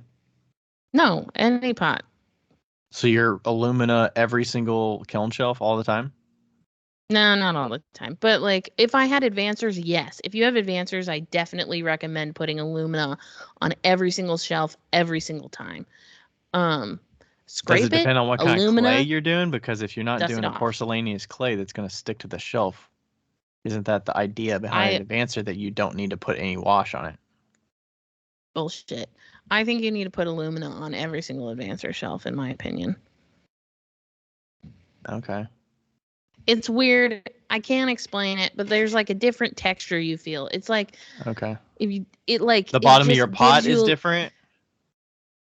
No, the shelf is different. It, like, gives you it's like this weird texture that you can tell that, like, if you leave something on there, it's just gonna, like, pluck. You know, it's just gonna pluck your pieces off because they're like meant to absorb the clay and then take it out. Like, it's just something about it. I mean, that's why that's why Kurt puts kiln wash on his, because they pluck the things off his porcelain. Kind of, but Kurt also bought different advancers. So there's 2 types of advancer shelves. That's right. It has no coating on it, right? And his doesn't have a coating on it. And poor Kurt has to explain that every single fucking time he shows that he kiln washes them. And I'm so sorry, Kurt, that happens to you, because it's bullshit. I mean, most people probably buy them with the coating because that's kind of the idea. Exactly. But when you're firing to cone 10, you don't want the coating, because blah, blah, blah, blah, blah. There's, like, just a lot of reasons. Yeah. Poor Kurt. All right. Poor Kurt. Okay, let's move on. Hey, guys, listener question for your podcast. Do you have a break it, you buy it policy when selling in person? How have you handled it when someone has broken something you have for sale? What do you say? Thanks, the Pottery Mason. The Pottery Mason. I mean, I don't really have a break your buy. I mean, if somebody's like overtly doing something that's fucking dumb, I would maybe be like, you need to pay for that. But I've never had that situation. Honestly, usually they're more freaked out about it. So I'm like, don't worry about it. If you broke it, you'd be more upset than I would. Don't worry about it. That's usually what I say. I've had a little kid break something because he bumped into my shelf on accident. And I was like, it's fine. I broke one of them this morning. Yeah, it's like I break something every single time I come to a show. So don't worry about it. Do you like... Have you ever done shows on cement where you like break something and it falls off the table and then you just yell out, "It's fine"? No, but everybody turns their attention to that table because they're like, "Oh shit." Yeah. I have chased somebody down and yelled at them before. Wow. Yeah. I think I kind of remember this story. What was the situation? Like, why? It was like they were hanging. The pots were hanging and they had a backpack and they like fucking dropped it on the ground and they just fucking left.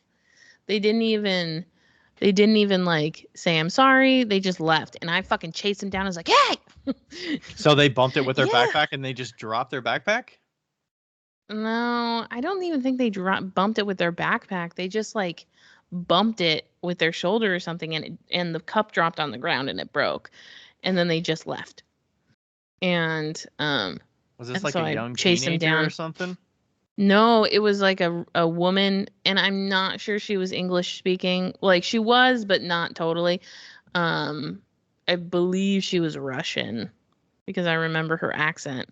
And I chased her down. I was like, "Hey, you just broke my pot." And I was like, "You should say sorry." Yeah, when they don't even acknowledge it, they just like bump it and run off. Like don't even. It sounds funny because they like I picture them not even like looking at it. They just hear a crash and just walk off. That's exactly what they did. Like not even being observant and enough. She was like, "I didn't know," and I was like, "Bullshit, you knew." It's like you weren't wearing headphones or something where you're completely oblivious to bumping into something. Yeah. And hearing a crash. I think it might have been Oktoberfest, which makes your anxieties higher anyway. But yeah, I don't have a break it you buy it policy. If I had like $1 billion cups, I might have a you break it you buy it policy. When we're but schlepping even then, shea pots, probably no. basic bitch pots, like we're breaking I'm more stuff a fan on a of making basis. Yeah, I'm more a fan of making people feel really bad than saying you have to buy it. Like it depends on their demeanor. Like most of the people's demeanor when they accidentally drop, usually they're like drinking out of something and they accidentally like drop it, or they're holding it on the table and they accidentally drop something, or they have a bag and they sit it down on the pot and it clanks or something. And if that happened, like, I'd be like, it's fine. Yeah. Yeah. If that happened, it would be fine. But surprisingly, I haven't had people like knock a table and like a shot glass falls on the ground, or they try to take a mug off the hanging rack and it falls down, or they drop it. Like, that hasn't happened. I'll usually like kind of bump my oil bottles sometimes when I'm like reaching over the table to like get their card or something, because the oil bottles are like right at my like chest level. Yeah. So sometimes I'll like bump the little, spouts sticking up and then like kind of jostle it. But I would venture to say that a break it you buy it situation is actually really bad for business because of this. Typically, if you say you break it, you buy it, you have a sign that says that. And if you have a sign that says that, that encourages you not to touch anything in your booth. And touching anything is what sells your pieces. So I think that that's just the cost of doing business. It's just cost of doing business. Yeah, definitely. Like you see those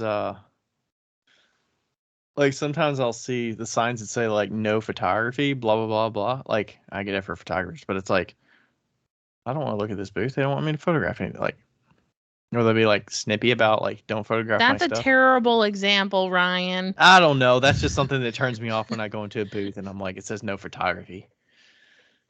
You shouldn't be taking pictures of shit anyway. You're just gonna like take the picture and then steal their idea. That's the point.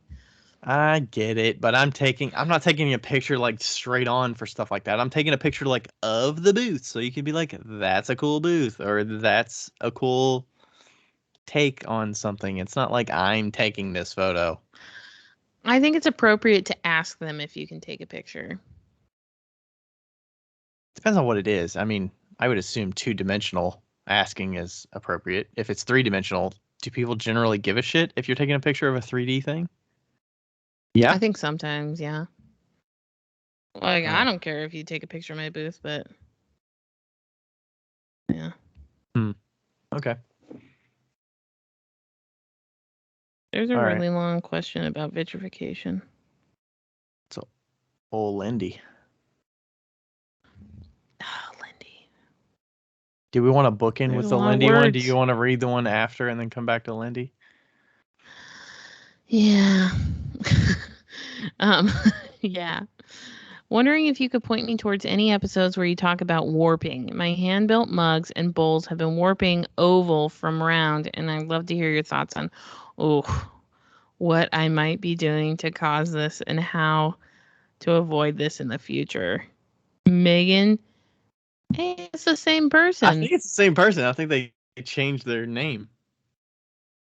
Kitschy Pottery. Megan Kitschy Pottery? Megan Sitchy Pottery? Now I'm butchering the name. Anyway, that is a whole thing. Should I take this because I've done hand building and you haven't? Yes, definitely. Okay. Yeah, I've seen Megan come across my stuff before. That is a whole, I feel like that's a whole fucking episode. I don't know. Or not. It all depends on how you're making your pieces, but if they're warping from oval to round, there's 2 options, especially for your mugs. You might be putting on your handles way too. That's what I meant. You might be putting on your handles way too early. You might not be letting them set up long enough. And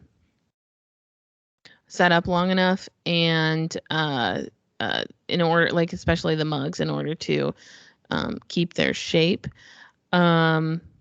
Bowls, if you're using a press mold or a like, I don't know, fucking GR form or whatever, like a bisque mold or whatever, that can definitely happen when you fucking move it. Like just when you move it, it can totally warp the board. So if you're doing a press mold, make sure you're what I do is when I do a press mold, I do it on top of my banding wheel, but if it's too big, do it on something and then press the foam down onto the board. Press the foam down onto the board instead of pressing the bowl into the foam.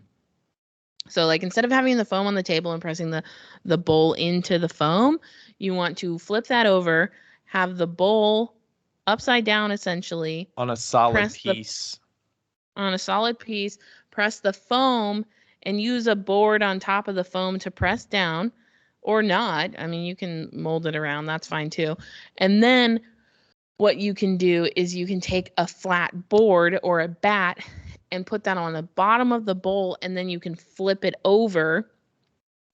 And flipping that over with the mold still in it allows it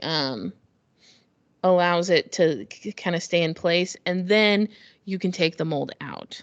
So a lot of people will press it into the did that make sense how I said it verbally? I think that made sense. Okay, a lot of people press their bowls because I've seen you do the mise en place, and that's the opposite. Mise en place are so tiny. Yeah. A lot of people do the bowls and they press it into the foam, and then they'll put their hands under the bowl and move the bowl. That's going to warp your bowls like immediately. You can also let them set up a little bit on your mold and do something else for a second and then come back. That can help with warping. It totally matters how you're bisquing them, how you're glaze firing them. Oof. It matters what type of clay you're using. It, Yeah, like like so many things. is there like you want at least a fine grog or a low grog to hold the shape more? I would guess you don't want like a really soft clay. You probably want like medium to medium firm. I mean, Depends on I what was still form you're using building, but porcelain. Yeah, I was still using porcelain. I just think it really matters what you're laying your pieces on. If you're laying on them on a board that's warped, you're fucked. Like, you know, it really matters what you're putting your pieces on. You can put paper down so that they shrink evenly. That's always good. you mentioned the boards. Like, is it ideal to do it on like what would be the difference between like a drywall board versus a plastic bat? The plastic bat's not going to absorb anything. The drywall board's going to absorb a little bit of something. Yeah, I would do it on drywall or hardy backer, or if you have, man, I had the fucking best hand building tables back in Washington. They were IKEA tables and they were stained. And I have tables like them up in my studio.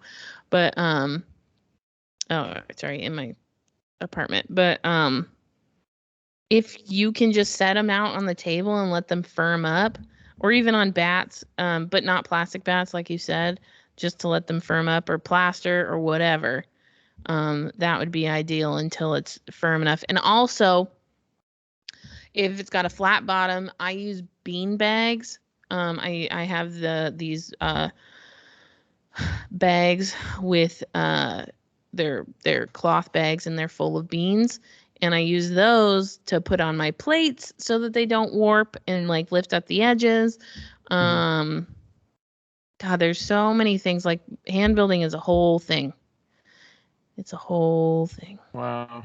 Yeah, it looks like she's got a variety of different things on here. Looks like she does quite a bit of throwing. As well as, yeah, there's some mugs in here that look like they might be hand built.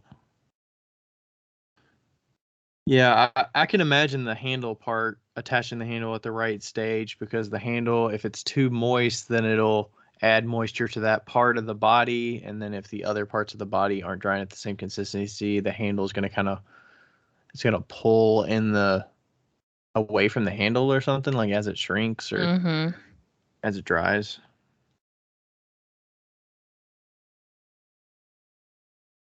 Is that what it tends to do normally? Is it ovals like long ways with the handle, like the handle and the opposite side of the make a large serving bowl. So it looks like her bowl. But and it looks like one of her big bowls bowl that she did.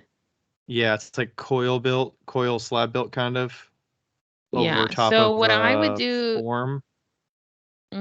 So what I would do if with that is maybe leave it on the form for a little bit longer, because your clay is like retaining its memory. Because she's joining everything on the inside when she takes it out, and then it's kind of sitting on top of a board it looked like it was inside a banding wheel maybe.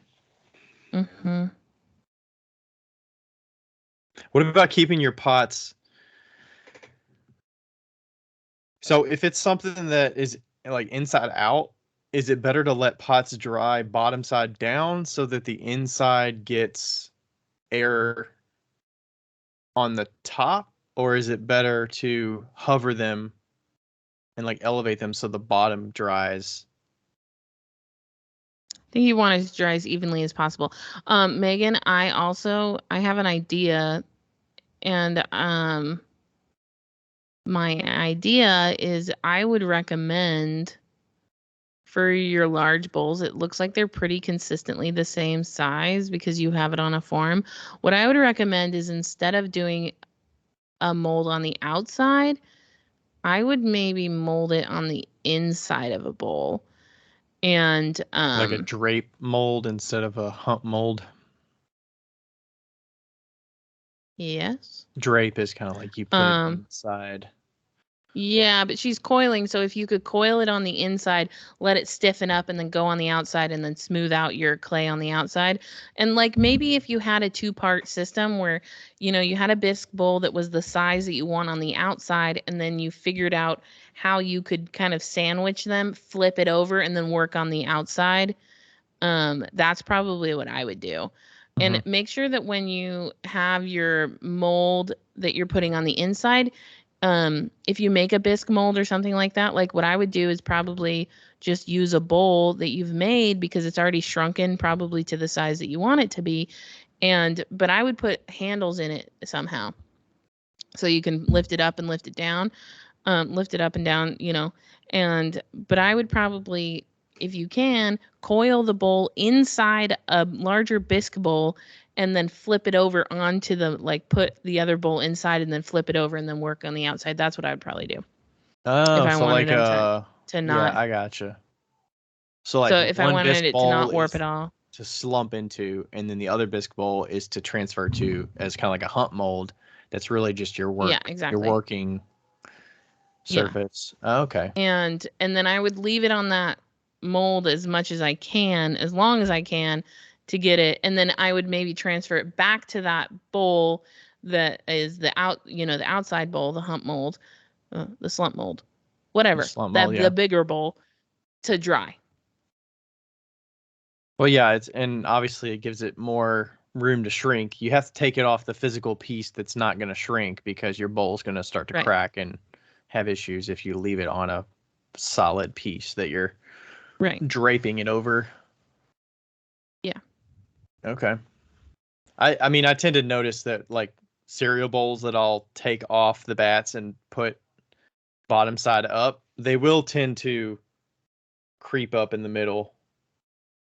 So I do notice that. And then like if I trim it, I need to make sure to, I don't know, it's easier for me to keep them flat if I keep it bottom side down on drywall or like the drywall board to let stuff dry, but also my bottoms are fairly thin, but to keep them the flattest possible, I don't let stuff dry upside down if I don't have to.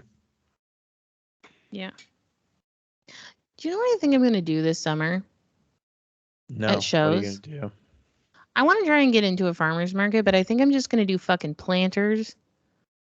But mostly, I just kind of want to do like planter plates, plant stakes, and maybe planters.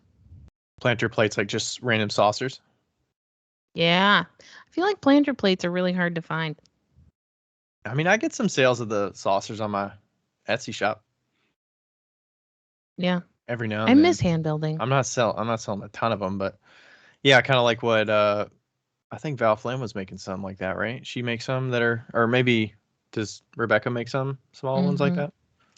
Yeah, I miss hand building, and maybe I could get on Fair and do wholesale planter plates. I'd fucking love that, and I know that some of my old wholesale clients would love it. Anyway, do you want to do that last question? Yeah, let's go to Lindy here.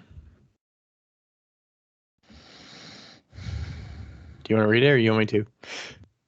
No. Can you read it? It's really long. I might sneeze midway through. Okay, I'll read it. Hey, R&B, haha, get it? Question mark, exclamation point, question mark, exclamation point, etc., etc. Oh, we get it. Didn't you guys do a cast about vitrification absorption? Question mark, question mark. I'm testing out a new clay for vitrification absorption. /absorption. Weighed the mug, fresh out of the glaze firing. It weighed 226 grams. Submerged it in water for 24 hours, dried it off well, and weighed it again. It weighed 228 grams. Did some maths, plural, and came out with an absorption rate of 0.87. The new clay, 0.87%. The new clay needs to be fired hotter than my usual clay. So I also tested out the clay firing to my usual cone 6 with a 5-minute hold. Nice, Lindy. Popped a piece using the new clay in with the glaze firing as my usual clay. And then testing for absorption this time, the start weight was 274 and end weight was 281. So 2.5 absorption. Do you think 2.5 is okay? Question mark. Just thinking You're reading for every ease of fucking firing. character here.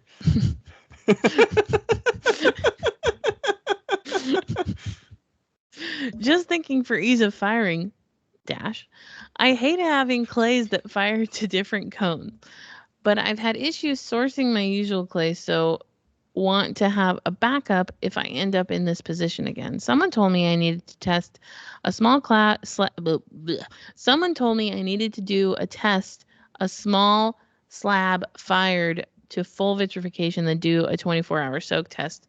Lindy Garner Ceramics. Period. Okay, so her math checks out, by the way.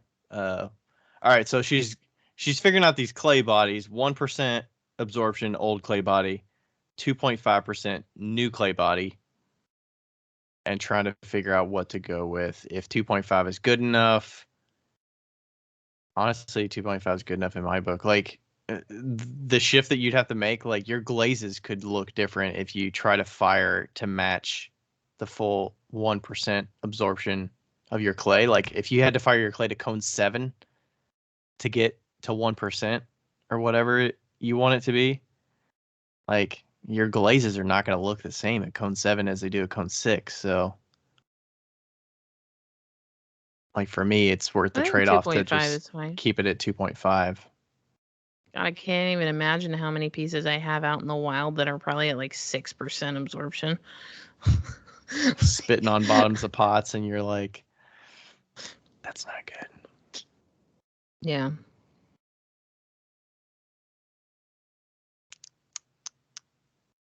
Yeah, I think it's fine. Very thorough with your testing, Lindy. I like it. Somebody's been listening to some podcast here. I'm gonna be honest. I thought this question was gonna be a doozy, but it really wasn't. And I feel like you did a really good job at explaining absorption to all the people that are having issues with it.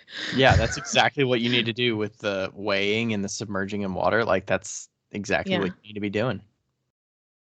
Yeah. Solid. Love it. All right.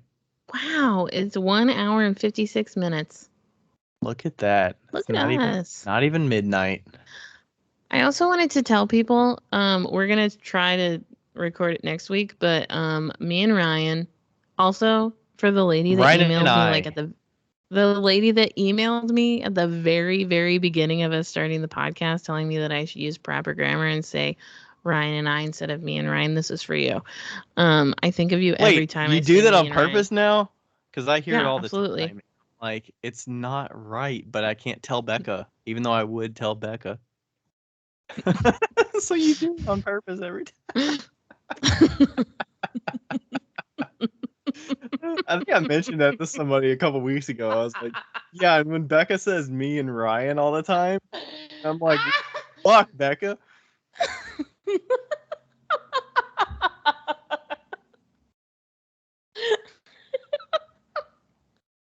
Honestly, it's not intentional all the time, but most of the time it is. Okay. Now that we know. I think where were you going with that? I think I missed it. I think it's subconsciously intentional because it was so intentional when she sent that email at the beginning. Anyway, we, Ryan and I, are watching the Formula One Drive to Survive on Netflix. Every week we've decided that we're going to watch one episode every week so that we can spread it out. Yeah, spread it out. I think it's about 10 episodes. Nice. Yeah. 10 episodes. So if you watch Formula One Drive to Survive, you can watch them with us. Yeah. and for those of you that got that comment at the beginning, that's what that was in reference to. So for those of you that didn't get the lights out and away we go. Yeah. That's Formula One reference. Because we're fucking nerds. And the season starts this weekend, so it's March 16th right now. Do we need to get our tickets to the There's two American ones. There's one in Arizona and one in Austin, Texas and Miami, Florida. I thought it was Arizona. It's Austin, Texas. Are you Let's bummed go that the Texas one? Well, yeah, the Miami one, I was looking tickets up. It's the very first time it's been in Miami. Tickets are fucking outrageous. Like What's $2,000. fucking outrageous? Two Oh, grand. fuck that shit. We're not doing that. Yeah, Texas one has Mm-mm. been around, and I think the general public ones are going to go on sale soon, but it's still going to be like, it depends on if you want to go for like a day or if you want to go for the weekend, because it's like Friday, Saturday, Sunday. Friday is Mm-hmm. free practice 1 and free practice 2, which is where they're just kind of testing out their cars on the track and seeing how the tires are doing. Saturday is qualifying, which Right. there's a bunch of cars out at the same time, and they're actually like, they dwindle down who gets, 20 versus 15, and then that's qualifying 1, and then qualifying 2 is like who gets down to 10 versus 15, and then the last qualifying is another section of time, and that's to build out the places from 1 to 10. And then Sunday is the race. So, and the race is about 2 hours. But yeah, the weekend is like, it's gonna be like $500 or something like for the weekend. Holy shit. I just looked it up.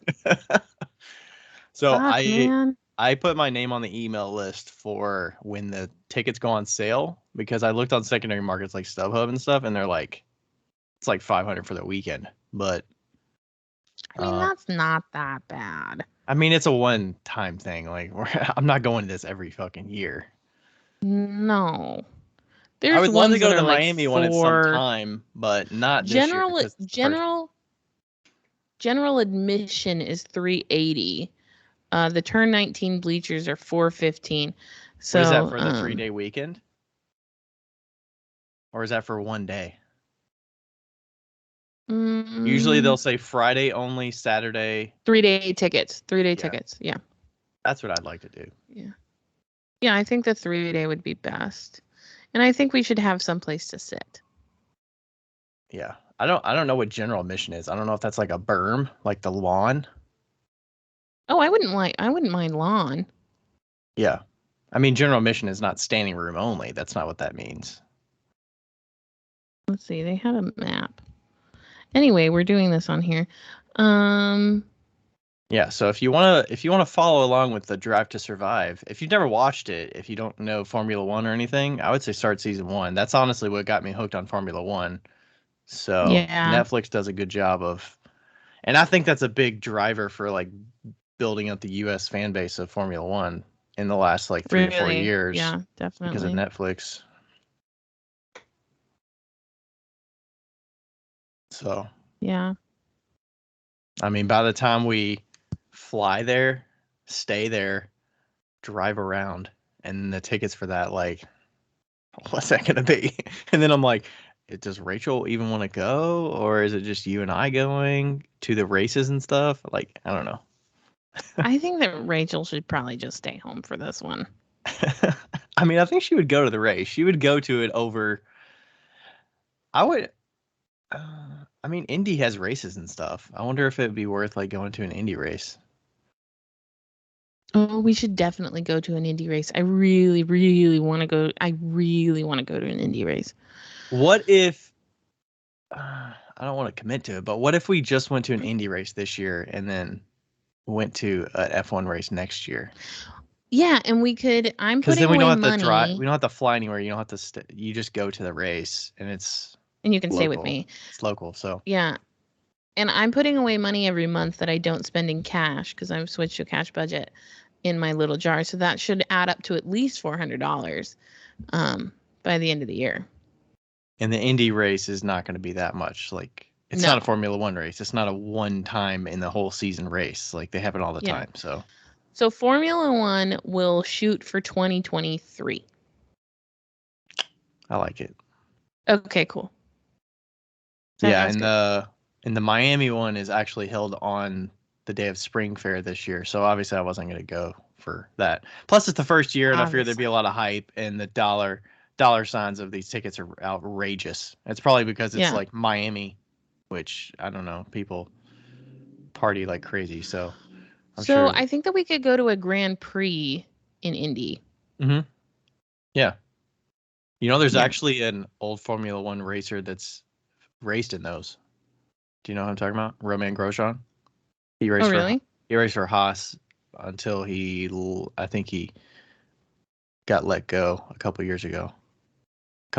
Did you know about his race a couple years ago? It's on the third season. He's the one that like got in that big crash where there was fire, Oh, the and he fire, literally yeah. walked out of the fiery car. Mm-hmm.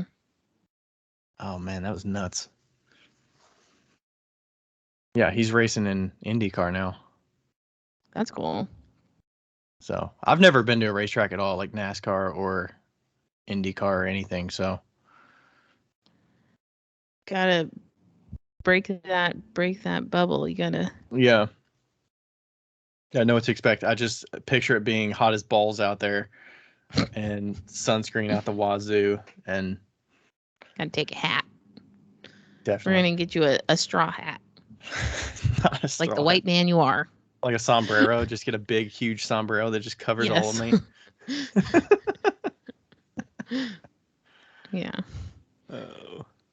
I wish I would have gone to more races when I was in California because the speedways in Riverside, and we were so close to that. And I What do love they race racing. there?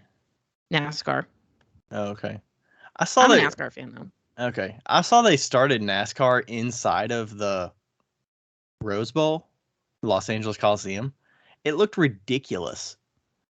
They called it the Clash or something. It's like they're literally riding a NASCAR around the size of a football field. Like, what the fuck are they doing here? The Coliseum is huge though. I That know, but that it's Rose like, Bowl how Coliseum big is can it huge. really? Like, I watched some of it because we were at a restaurant and it was on, and I was like, how much action is there really? There's not a lot of action. Like, so that's how big that's how big the track in Monroe is. It's like really tiny because it's just local, Yeah, I mean, I like, get it if you're in like a little hobby like cars and stuff. dirt car or something, or like a Yeah. like a Yeah. I'm trying to think of like a 4-wheel dirt with a like buggy kind of thing, like those kind of racing things. A buggy. Are they called buggies? A doom buggy. Dune buggy, yeah. A doom buggy. Yeah. Yeah. Andrew has one of those. His dad made one. It's really cool. Really? Okay. Yeah. Cool. Yeah. All right, so we'll plan for that. We'll look out at the calendar and see when we can do an Indy race. Did you know Yeah. the prices were that outrageous for F1? I did not. I did not. I knew there were going to be a lot. I knew it was going to be at least like $300, but I didn't know. I mean, I'm not surprised. Yeah. But I didn't know. Yeah. Okay, anyway, we should go. Yeah. The action for a 2021 race wasn't really that exciting. The race wasn't that great, honestly. Yeah. It's a pretty fast track, so whoever's out front pretty much stays out in front, and unless there's crashes or something, but Yeah. You know, what'd be fun is to go to. I was in Long Beach when they had the Grand Prix. That was really cool. The Long Beach Grand Prix was really cool. Anyway, okay, let's go. It's 12 o'clock. I want to sleep. You want to sleep? We all want to sleep. Thanks everybody for listening. We all want to sleep. Bye. Bye.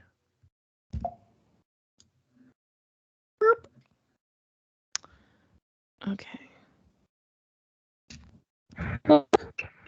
Indy Speedway. We could go to the Indy 500. I think that's in May. 73 days. I feel like that's always like, oh, that's not race. May 29th. It's that is, it's always Memorial Day weekend, right? I don't want to go to the Indy 500. It seems like a lot. That seems like too big. Like, I've never been to a race, so it's like, let's go to something that's GMR Grand Prix. May 14th. I think that's pushing it. I think we have other stuff. Big Machine Spiked Coolers GP.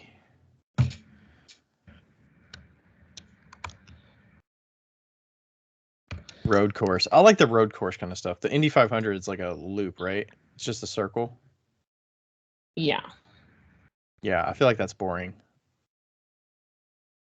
I don't know. Not really.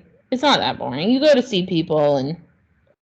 Well, no, I mean like the action versus like where it's like a what do they call it? A turn. The road course where it's like there's actually like a Yeah. layout that's not just a circle. But I don't know. Let's see. Yeah, there's some different ones in here. Indy 500.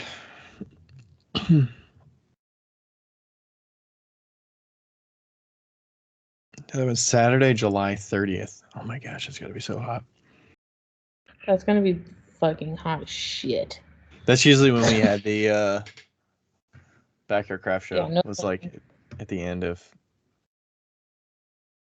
Indianapolis 8 hour. What is that?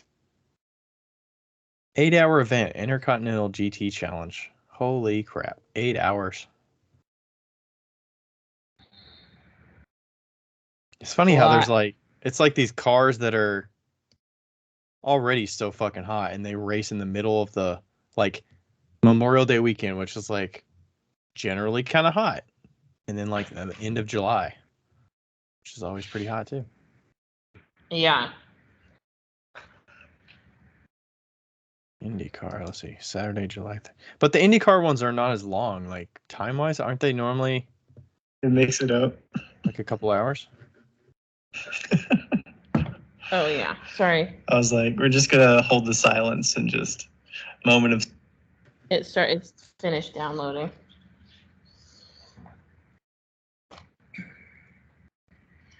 Say that question again. The Indy races are faster though, right? They're only like 2 hours. It's not like going to a NASCAR where it's like 4 or 5 hours. I think so. Pennzoil 1500. IndyCar series will return. Blah blah blah. 1 p.m. and then this NASCAR one starts at 4. So yeah, it's like 2 hours.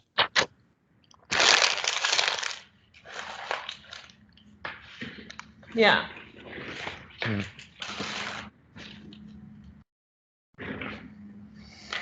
But it looks like it could be like a day. Like you go for the day and then you decide if. Pretty much. Like this one's a doubleheader. It's like an IndyCar and a Brickyard. It's a NASCAR doubleheader. Oh, that's cool.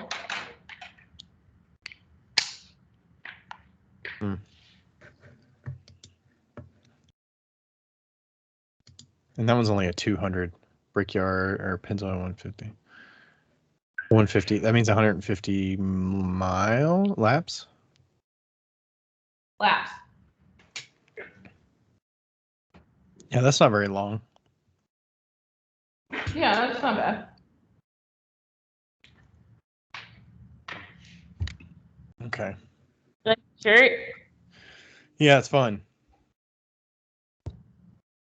I like it. Smells like something is rotting in here. Something is rotting. That doesn't sound good. I know. I wonder if something's in the trash or something.